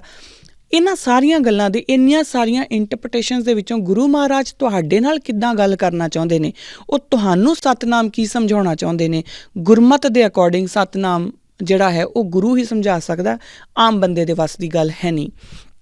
ਪਰ ਜਦੋਂ ਅਸੀਂ ਇਸ ਤੋਂ ਅਲੱਗ ਹੁੰਦੇ ਜਾਵਾਂਗੇ, ਦੋ ਗੱਲਾਂ ਆਉਣਗੀਆਂ, ਦੋ ਰਿਜ਼ਲਟ ਇਹਦੇ ਬਣ ਸਕਦੇ ਆ ਜਦੋਂ ਅਸੀਂ ਆਪਣੀ ਲਿਪੀ ਤੋਂ ਦੂਰ ਹੁੰਦੇ ਗਏ। ਪਹਿਲਾ ਤੇ ਅਸੀਂ ਆਪਣੇ ਵਿੱਚ ਹੀ ਕੋਈ ਨਾ ਕੋਈ ਬ੍ਰਾਹਮਣ ਕ੍ਰੀਏਟ ਕਰ ਲਾਂਗੇ। ਦੂਸਰਾ, ਅਸੀਂ ਆਪਣੇ ਗੁਰੂ ਤੋਂ, ਆਪਣੇ ਗੁਰੂ ਗ੍ਰੰਥ ਸਾਹਿਬ ਮਹਾਰਾਜ ਤੋਂ ਹਮੇਸ਼ਾ ਲਈ ਟੁੱਟ ਜਾਵਾਂਗੇ। ਅਤੇ ਇੱਕ ਗੱਲ ਆਪਾਂ ਯਾਦ ਰੱਖ ਲਈਏ, ਸਾਡੀ ਜਿਹੜੀ ਵੱਖਰੀ ਹੋਂਦ ਹੈ, ਜਿਹਦੇ ਉੱਤੇ ਅਸੀਂ ਅੱਜ ਇੰਨਾ ਪ੍ਰਾਊਡ ਕਰਦੇ ਹਾਂ, ਜਿਹਦੇ ਬਾਰੇ ਅਸੀਂ ਕਹਿੰਦੇ ਹਾਂ ਕਿ ਅਸੀਂ ਸਿੱਖ ਹੁੰਦੇ ਹਾਂ, ਸਾਡਾ ਜਿਹੜਾ ਧਰਮ ਆ ਉਹ ਸਾਂਝੀਵਾਲਤਾ ਦਾ ਸੰਦੇਸ਼ ਦਿੰਦਾ, ਜਾਂ ਜਿਸ ਤਰੀਕੇ ਨਾਲ ਵੀ ਅਸੀਂ ਆਪਣੇ ਧਰਮ ਨੂੰ ਸਮਝਦੇ ਹਾਂ। ਜਿਸ ਦਿਨ ਗੁਰੂ ਗ੍ਰੰਥ ਸਾਹਿਬ ਮਹਾਰਾਜ ਨਾਲੋਂ ਸਾਡਾ ਵਾਸਤਾ ਟੁੱਟ ਗਿਆ, ਸਿੱਖੀ ਦੀ ਕੋਈ ਹਸਤੀ ਰਹਿਣੀ ਨਹੀਂ, ਸਿੱਖਾਂ ਦੀ ਕੋਈ ਹਸਤੀ ਰਹਿਣੀ ਨਹੀਂ, ਮਾਫ਼ ਕਰਨਾ, ਸਿੱਖਾਂ ਦੀ ਕੋਈ ਹਸਤੀ ਰਹਿਣੀ ਨਹੀਂ, ਹੈ ਨਾ। ਉਸ ਸਮੇਂ ਜੇ ਮੇਰੇ ਕੋਲ, ਮੈਂ ਆਪਣੇ ਗੁਰੂ ਨਾਲ ਗੱਲ ਨਹੀਂ ਕਰ ਸਕਦੀ, ਜੇ ਮੈਂ ਗੁਰੂ ਗ੍ਰੰਥ ਸਾਹਿਬ ਤੱਕ ਮੇਰੀ ਪਹੁੰਚ ਹੀ ਹੈ ਨਹੀਂ, ਤਾਂ ਮੈਂ ਗੁਰਸਿੱਖ ਨਹੀਂ ਹੋ ਸਕਦੀ। ਕਿਉਂਕਿ ਗੁਰੂ ਤੱਕ ਪਹੁੰਚਣ ਦਾ ਮੇਰੇ ਕੋਲ ਇੱਕੋ ਹੀ ਜ਼ਰੀਆ, ਉਹ ਗੁਰੂ ਗ੍ਰੰਥ ਸਾਹਿਬ ਮਹਾਰਾਜ ਖੁਦ ਆਪ ਨੇ। ਸੋ ਇਸ ਕਰਕੇ ਸਾਨੂੰ ਸਾਡੀ ਜਿਹੜੀ ਲਿਪੀ ਹੈ ਉਹ ਆਪਣੇ ਬੱਚਿਆਂ ਨੂੰ ਸਮਝਾਉਣੀ। ਬਹੁਤ ਸਾਰੇ ਲੋਕ ਮੇਰੇ ਕੋਲ ਸਵਾਲ ਇਹ ਕਰਦੇ ਨੇ ਕਿ ਸਾਡੇ ਬੱਚਿਆਂ ਨੂੰ ਅਸੀਂ ਸਿੱਖੀ ਨਾਲ ਕਿੱਦਾਂ ਜੋੜੀਏ ਸਿੱਖੀ ਦੇ ਨਾਲ। ਬੱਚਿਆਂ ਨੂੰ ਇੰਟਰਸਟ ਆਊਗਾ, ਪਰ ਸਭ ਤੋਂ ਪਹਿਲਾਂ ਆਪਾਂ ਨੂੰ ਉਹਨਾਂ ਹੀ ਕਦਮਾਂ 'ਤੇ ਚੱਲਣਾ ਪਊਗਾ ਜਿਸ ਤਰੀਕੇ ਨਾਲ ਗੁਰੂ ਮਹਾਰਾਜ ਨੇ ਸਾਨੂੰ ਕੋਡ ਦਿੱਤੇ ਨੇ, ਜਿਸ ਤਰੀਕੇ ਨਾਲ ਸਾਨੂੰ ਉਹਨਾਂ ਨੇ ਰੂਲ ਦਿੱਤੇ ਨੇ। ਅਗਰ ਉਹਨਾਂ ਨੇ ਗੁਰਮੁਖੀ ਲਿਪੀ ਦਾ ਰੂਲ ਦਿੱਤਾ ਹੈ, ਸਾਨੂੰ ਮੰਨਣਾ ਪਊਗਾ, ਆਪਣੇ ਬੱਚਿਆਂ ਨੂੰ ਵੀ ਸਮਝਾਉਣਾ ਪਊਗਾ ਕਿ ਬੇਟਾ ਆਹ ਆ ਤੁਹਾਡੀ ਲਿਪੀ, ਤੁਹਾਡੀ ਭਾਸ਼ਾ ਇਹ ਆ। ਜਦੋਂ ਅਸੀਂ ਕਹਿੰਦੇ ਨਹੀਂ ਇਹਨਾਂ ਦੀ ਤਾਂ ਹੁਣ ਜਿਹੜੀ ਭਾਸ਼ਾ ਉਹ ਅੰਗਰੇਜ਼ੀ ਹੋ ਗਈ, ਇੱਥੇ ਰਹਿ ਰਹੇ ਨੇ ਇੰਨੇ ਸਾਲਾਂ ਤੋਂ, ਇਹਨਾਂ ਦੀ ਭਾਸ਼ਾ ਅੰਗਰੇਜ਼ੀ ਹੋ ਗਈ, ਸੌਰੀ, ਉਹਨਾਂ ਦੀ ਰੀਜਨਲ ਭਾਸ਼ਾ ਅੰਗਰੇਜ਼ੀ ਹੋ ਸਕਦੀ ਹੈ, ਪਰ ਗੁਰਮੁਖੀ ਹੀ ਉਹਨਾਂ ਦੀ ਮਦਰ ਟੰਗ ਰਹੂਗੀ। ਕਿਉਂਕਿ ਜੇ ਤੁਸੀਂ ਆਪਣੇ ਆਪ ਨੂੰ ਮਾਂ-ਬਾਪ ਮੰਨਦੇ ਆ, ਤੁਹਾਡੀ ਮਰਜ਼ੀ। ਬਾਕੀ ਸਿੱਖਾਂ ਦੇ ਜਿਹੜੇ ਮਾਂ-ਬਾਪ ਨੇ ਉਹ ਗੁਰੂ ਗੋਬਿੰਦ ਸਿੰਘ ਮਹਾਰਾਜ ਅਤੇ ਮਾਤਾ ਸਾਹਿਬ ਕੌਰੀ ਨੇ, ਔਰ ਜਿਨ੍ਹਾਂ ਦੇ ਮਾਂ-ਬਾਪ ਉਹ ਨੇ, ਉਹਨਾਂ ਦੀ ਮਾਤਰ ਭਾਸ਼ਾ ਵੀ ਗੁਰਮੁਖੀ ਹੀ ਰਹੂਗੀ। ਇਹ ਗੱਲਾਂ ਸਾਨੂੰ ਸਮਝਣੀਆਂ, ਆਪਣੇ ਪਹਿਲਾਂ ਦਿਮਾਗ 'ਚ ਬਿਠਾਉਣੀਆਂ ਪੈਣਗੀਆਂ, ਫਿਰ ਅਸੀਂ ਆਪਣੇ ਬੱਚਿਆਂ ਨੂੰ ਸਮਝਾ ਸਕਦੇ ਹਾਂ। ਹੁਣ ਅਗਲਾ ਸਵਾਲ ਇਹ ਹੈ ਕਿ ਗੁਰੂ ਸਾਹਿਬ ਨੇ ਇਹਨਾਂ ਹੀ ਗੱਲਾਂ ਦੇ ਵਿੱਚ ਜੋ ਆਪਾਂ ਕੀਤੀਆਂ ਉਹਦੇ ਵਿੱਚ ਹੀ ਇਹ ਗੱਲ ਆਉਂਦੀ ਹੈ ਕਿ ਗੁਰੂ ਸਾਹਿਬ ਨੇ ਨਵੀਂ ਲਿਪੀ ਦੀ ਜਗ੍ਹਾ ਸੰਸਕ੍ਰਿਤ ਵਿੱਚ ਹੀ ਨਿਰਮਾਣ ਕਿਉਂ ਨਾ ਕਰ ਦਿੱਤਾ। ਇਹਦੇ ਬਾਰੇ ਆਪਾਂ ਗੱਲ ਕਰ ਚੁੱਕੇ ਹਾਂ ਕਿ ਕਲਾਸ ਸਿਸਟਮ ਨੂੰ ਤੋੜਨ ਦੇ ਲਈ ਤਾਂ ਉਹਨਾਂ ਨੇ ਇਹ ਕੀਤਾ ਸੀ। ਅਗਰ ਉਹ ਸੰਸਕ੍ਰਿਤ ਦੇ ਵਿੱਚ ਹੀ ਕਰ ਦਿੰਦੇ ਤਾਂ ਫਿਰ ਤਾਂ ਉਹ ਕਲਾਸ ਸਿਸਟਮ ਤਾਂ ਉੱਥੇ ਹੀ ਰਹਿਣਾ ਸੀ, ਫਿਰ ਆਮ ਜਨ ਮਾਨਸ ਤੱਕ ਤਾਂ ਉਹ ਕਦੀ ਪਹੁੰਚਣਾ ਹੀ ਨਹੀਂ ਸੀ, ਹੈ ਨਾ। ਅਤੇ ਦੂਸਰੀ ਗੱਲ ਇੱਕ ਇਹ ਵੀ ਸਮਝਣੀ ਬੜੀ ਜ਼ਰੂਰੀ ਹੈ, ਇਹ ਜਾਣਨੀ ਵੀ ਬੜੀ ਜ਼ਰੂਰੀ ਹੈ ਕਿ ਜਿਹੜੀ ਆਮ ਜਨ ਮਾਨਸ ਦੀ ਭਾਸ਼ਾ ਜੋ ਪ੍ਰਾਕ੍ਰਿਤ ਸੀ ਉਸ ਸਮੇਂ, ਉਹ ਇੱਥੋਂ ਦੇ ਲੋਕਾਂ ਦੀ, ਉਸ ਖਿੱਤੇ ਦੇ ਲੋਕਾਂ ਦੀ ਭਾਸ਼ਾ ਸੀ, ਔਰ ਜਿਹੜੀ ਸੰਸਕ੍ਰਿਤ ਸੀ ਉਹ ਪੰਜਾਬੀ ਦੇ ਮੁਕਾਬਲੇ ਬੜੀ ਨਵੀਂ ਭਾਸ਼ਾ ਸੀ।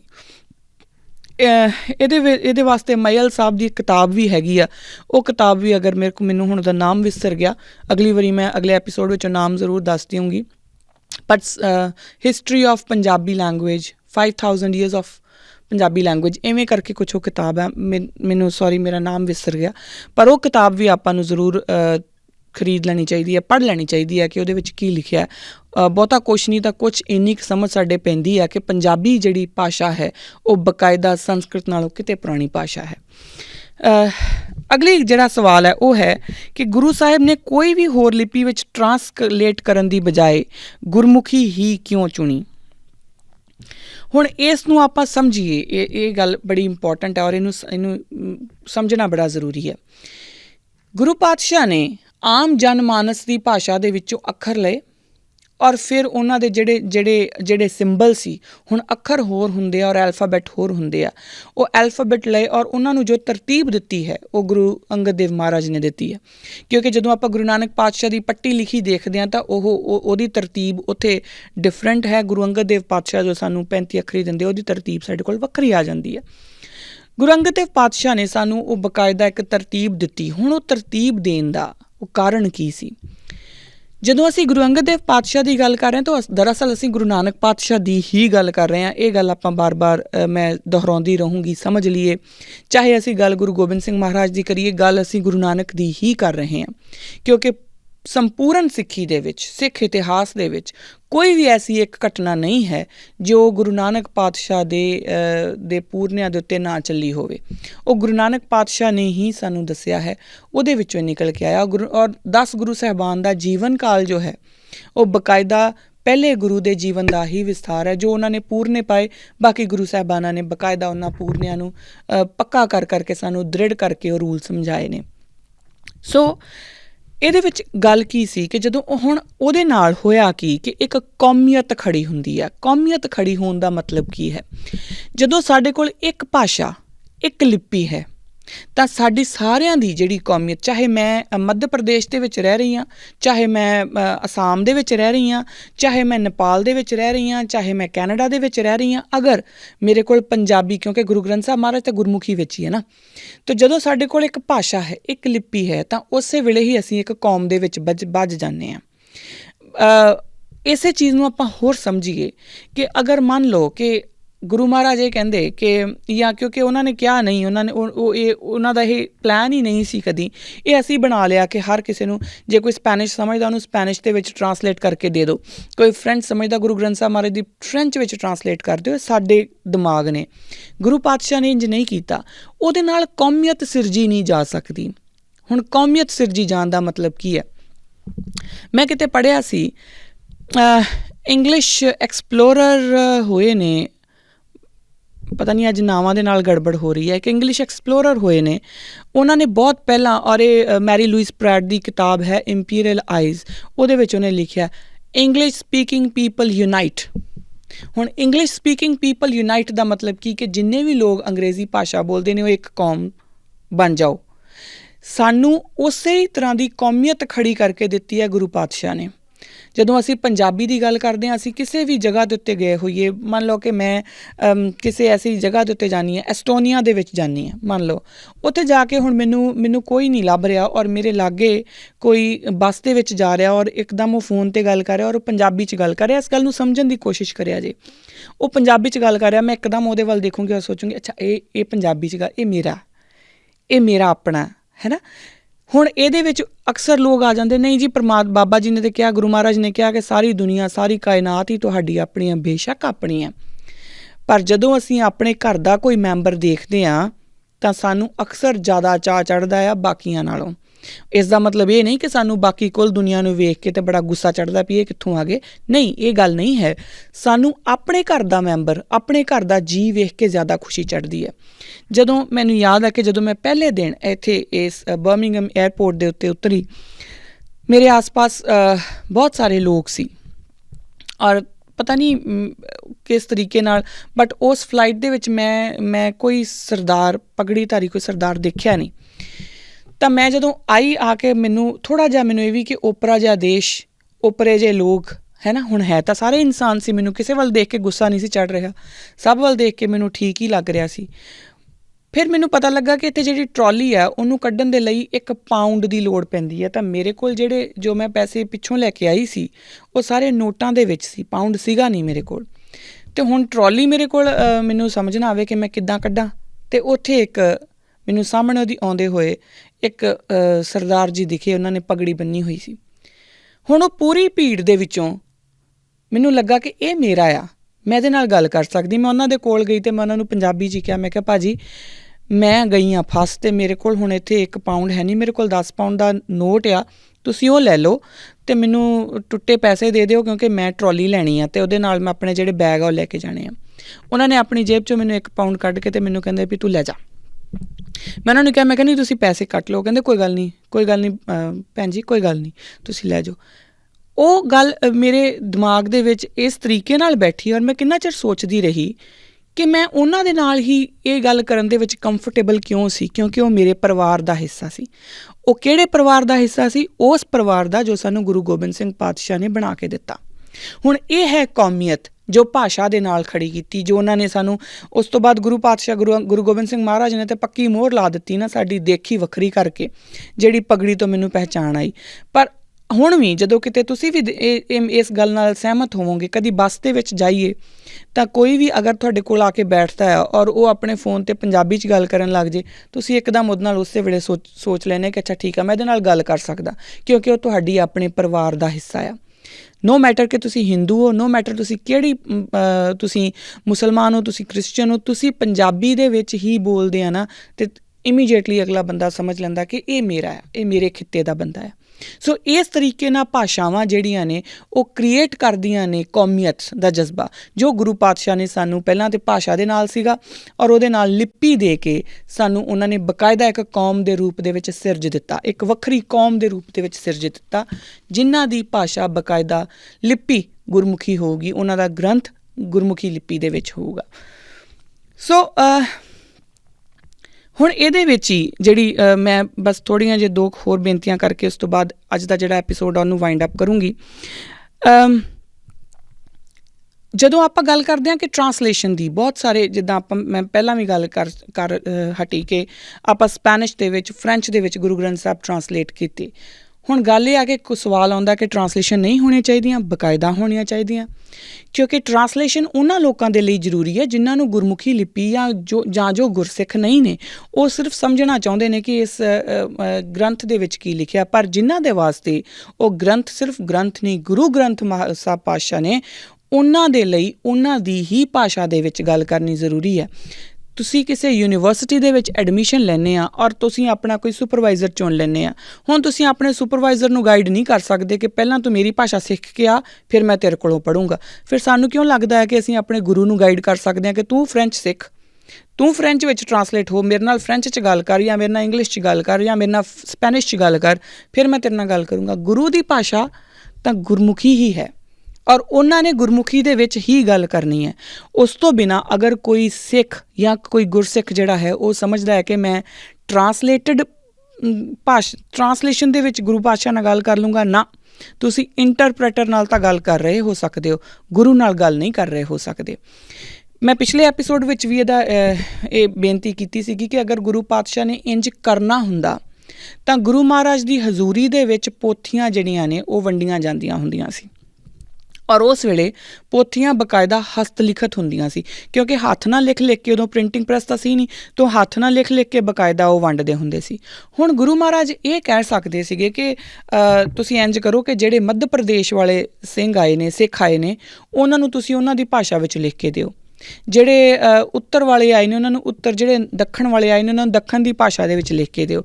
ਤਾਂ ਫਿਰ ਜਿਹੜਾ ਆਪਾਂ ਇਹ ਸੋਚੀਏ ਕਿ ਜਿਹੜੇ ਅੱਜ ਅਸੀਂ ਇੱਥੇ ਬੈਠੇ, ਸਾਡੇ ਸਿਕਲੀਗਰ ਸਿੱਖ ਮੱਧ ਪ੍ਰਦੇਸ਼ ਦੇ ਵਿੱਚ ਬੈਠੇ ਨੇ, ਜਾਂ ਜਿਹੜੇ ਅਸਾਮ ਵਾਲੇ ਸਿੱਖ ਨੇ, ਕਿਆ ਅਸੀਂ ਇਸ ਕੌਮੀਅਤ ਦੇ ਜਜ਼ਬੇ ਦੇ ਨਾਲ ਚੱਲ ਸਕਦੇ ਸੀ? ਕਦੀ ਵੀ ਨਹੀਂ ਚੱਲ ਸਕਦੇ ਸੀ। ਜਾਂ ਸਾਨੂੰ ਅੱਜ ਕਿਉਂ ਲੱਗਣ ਲੱਗ ਗਿਆ ਕਿ ਅਸੀਂ ਬੜੇ ਸਿਆਣੇ ਆ, ਕਿ ਅਸੀਂ ਆਪਣੇ ਗੁਰੂ ਪਾਤਸ਼ਾਹ ਤੋਂ ਵੱਧ ਸਿਆਣੇ ਹੋ ਕੇ, ਜੇ ਉਹਨਾਂ ਨੇ ਪੋਥੀਆਂ ਨੂੰ ਟਰਾਂਸਲੇਟਡ ਕਰਕੇ ਨਹੀਂ ਵੰਡਿਆ, ਅਸੀਂ ਕੌਣ ਹੁੰਦੇ ਆ ਇਸ ਚੀਜ਼ ਨੂੰ ਆਪਣੇ ਆਪ ਹੀ ਸੋਚਣ ਵਾਲੇ ਕਿ ਜਿਹੜੇ ਸਿੱਖਾਂ ਨੂੰ ਸਮਝ ਨਹੀਂ ਆਉਂਦੀ ਪੰਜਾਬੀ ਦੀ ਜਾਂ ਗੁਰਮੁਖੀ ਦੀ, ਉਹਨਾਂ ਨੂੰ ਟਰਾਂਸਲੇਟ ਕਰਕੇ ਦੇ ਦਈਏ। ਹੁਣ ਇਹਦੇ ਵਿੱਚ ਹੀ ਮੇਰਾ ਅੱਜ ਦਾ ਜਿਹੜਾ ਸਮਾਂ ਹੈ ਪ੍ਰੋਗਰਾਮ ਦਾ ਉਹ ਖ਼ਤਮ ਹੋ ਰਿਹਾ, ਮੈਨੂੰ ਇਜਾਜ਼ਤ ਨਹੀਂ ਦੇ ਰਿਹਾ। ਗੱਲਾਂ ਇਹਦੇ ਬਾਰੇ ਵਿੱਚ ਹੋਰ ਵੀ ਬਹੁਤ ਹੋ ਸਕਦੀਆਂ ਨੇ, ਬੜਾ ਲੰਬਾ ਸਮਾਂ ਇਹਦੇ ਉੱਤੇ ਬੋਲਿਆ ਜਾ ਸਕਦਾ, ਪਰ ਇੱਕ ਗਲਤੀ ਕੋਈ ਆਪਣੀ ਵੀ ਮੰਨ ਲੈਣੀ ਚਾਹੀਦੀ ਹੈ। ਅਸੀਂ ਪਿੱਛੇ ਜੇ ਦ ਕਿਡਸ ਸ਼ੋਅ ਸ਼ੁਰੂ ਕੀਤਾ, ਅਤੇ ਉਸ ਕਿਡਸ ਸ਼ੋਅ ਦੇ ਵਿੱਚ ਅਸੀਂ ਸਾਡਾ ਮੋਟਿਵ ਇਹ ਸੀਗਾ ਕਿ ਬਕਾਇਦਾ ਇਸ ਨੂੰ ਆਪਾਂ, ਕਿਉਂਕਿ ਬੱਚਿਆਂ ਨਾਲ ਅਸੀਂ ਇੰਟਰੈਕਟ ਕਰਨਾ, ਤਾਂ ਬੱਚਿਆਂ ਨੂੰ ਇੰਗਲਿਸ਼ ਦੇ ਵਿੱਚ ਹੀ ਸਮਝਾਇਆ ਜਾਵੇ ਕਿ ਗੁਰਦੁਆਰਾ ਕੀ ਹੈ। ਬੇਸਿਕ ਕੁਐਸਚਨ ਗੁਰੂ ਗ੍ਰੰਥ ਸਾਹਿਬ ਮਹਾਰਾਜ ਨੂੰ ਟਰਾਂਸਲੇਟ ਕਰਕੇ ਦੱਸਣ ਦੀ ਮੇਰੀ ਔਕਾਤ ਵੀ ਨਹੀਂ, ਔਰ ਮੈਂ ਦੱਸ ਵੀ ਨਹੀਂ ਸਕਦੀ, ਪਰ ਜਿਹੜੀ ਆਮ ਜਿਹੜੇ ਸਿੱਖਾਂ ਦੇ ਨਾਲ ਰਿਲੇਟਡ ਜਿਹੜੇ ਸਵਾਲ ਸੀ, ਅਸੀਂ ਸੋਚਿਆ ਸੀਗਾ ਕਿ ਉਸ ਪ੍ਰੋਗਰਾਮ ਦੇ ਵਿੱਚ ਉਹ ਬੱਚਿਆਂ ਨਾਲ ਡਿਸਕਸ ਕਰਾਂਗੇ, ਅਤੇ ਅੰਗਰੇਜ਼ੀ ਭਾਸ਼ਾ ਬੱਚੇ ਸਮਝਦੇ ਅਤੇ ਉਹਦੇ ਨਾਲ ਵਿੱਚ ਹੀ ਕਰਾਂਗੇ। ਪਰ ਜਦੋਂ ਆਹ ਭਾਸ਼ਾ ਦੇ ਉੱਤੇ ਜਦੋਂ ਮੈਂ ਐਪੀਸੋਡ ਕਰਨੇ ਸ਼ੁਰੂ ਕੀਤੇ ਆ, ਤਾਂ ਇਸ ਗੱਲ ਦੀ ਮੈਨੂੰ ਫੀਲ ਹੋਇਆ ਕਿ ਜੋ ਤੁਸੀਂ ਪ੍ਰੀਚ ਕਰ ਰਹੇ ਆ ਉਹ ਆਪ ਵੀ ਤਾਂ ਹੋ ਰਿਹਾ। ਸੋ ਕਿਡਸ ਸ਼ੋਅ ਜਿਹੜਾ ਹੈ ਉਹ ਹੁਣ ਤੋਂ ਬਾਅਦ ਅਸੀਂ ਕੋਸ਼ਿਸ਼ ਕਰਾਂਗੇ ਕਿ ਮੈਕਸੀਮਮ ਟਾਈਮ ਪੰਜਾਬੀ ਵਿੱਚ ਹੀ ਬੱਚਿਆਂ ਨਾਲ ਵਾਰਤਾਲਾਪ ਕੀਤੀ ਜਾਵੇ, ਪੰਜਾਬੀ ਵਿੱਚ ਹੀ ਬੱਚਿਆਂ ਨੂੰ ਸਮਝਾਉਣ ਦੀ ਕੋਸ਼ਿਸ਼ ਕੀਤੀ ਜਾਵੇ। ਇਸ ਗੱਲ ਦੀ ਮੈਂ ਆਪਣੀ ਗਲਤੀ ਬੇਸ਼ੱਕ ਮੰਨਦੀ ਹਾਂ ਜੀ, ਅੱਗੇ ਤੋਂ ਇਹ ਗਲਤੀ ਕਦੀ ਨਹੀਂ ਹੋਊਗੀ। ਇੰਨੀਆਂ ਅੱਜ ਮੇਰੀਆਂ ਬੇਨਤੀਆਂ ਪ੍ਰਵਾਨ ਕਰਨਾ, ਭੁੱਲਾਂ ਚੁੱਕਾਂ ਦੀ ਖਮਾ। ਵਾਹਿਗੁਰੂ ਜੀ ਕਾ ਖਾਲਸਾ, ਵਾਹਿਗੁਰੂ ਜੀ ਕੀ ਫਤਿਹ।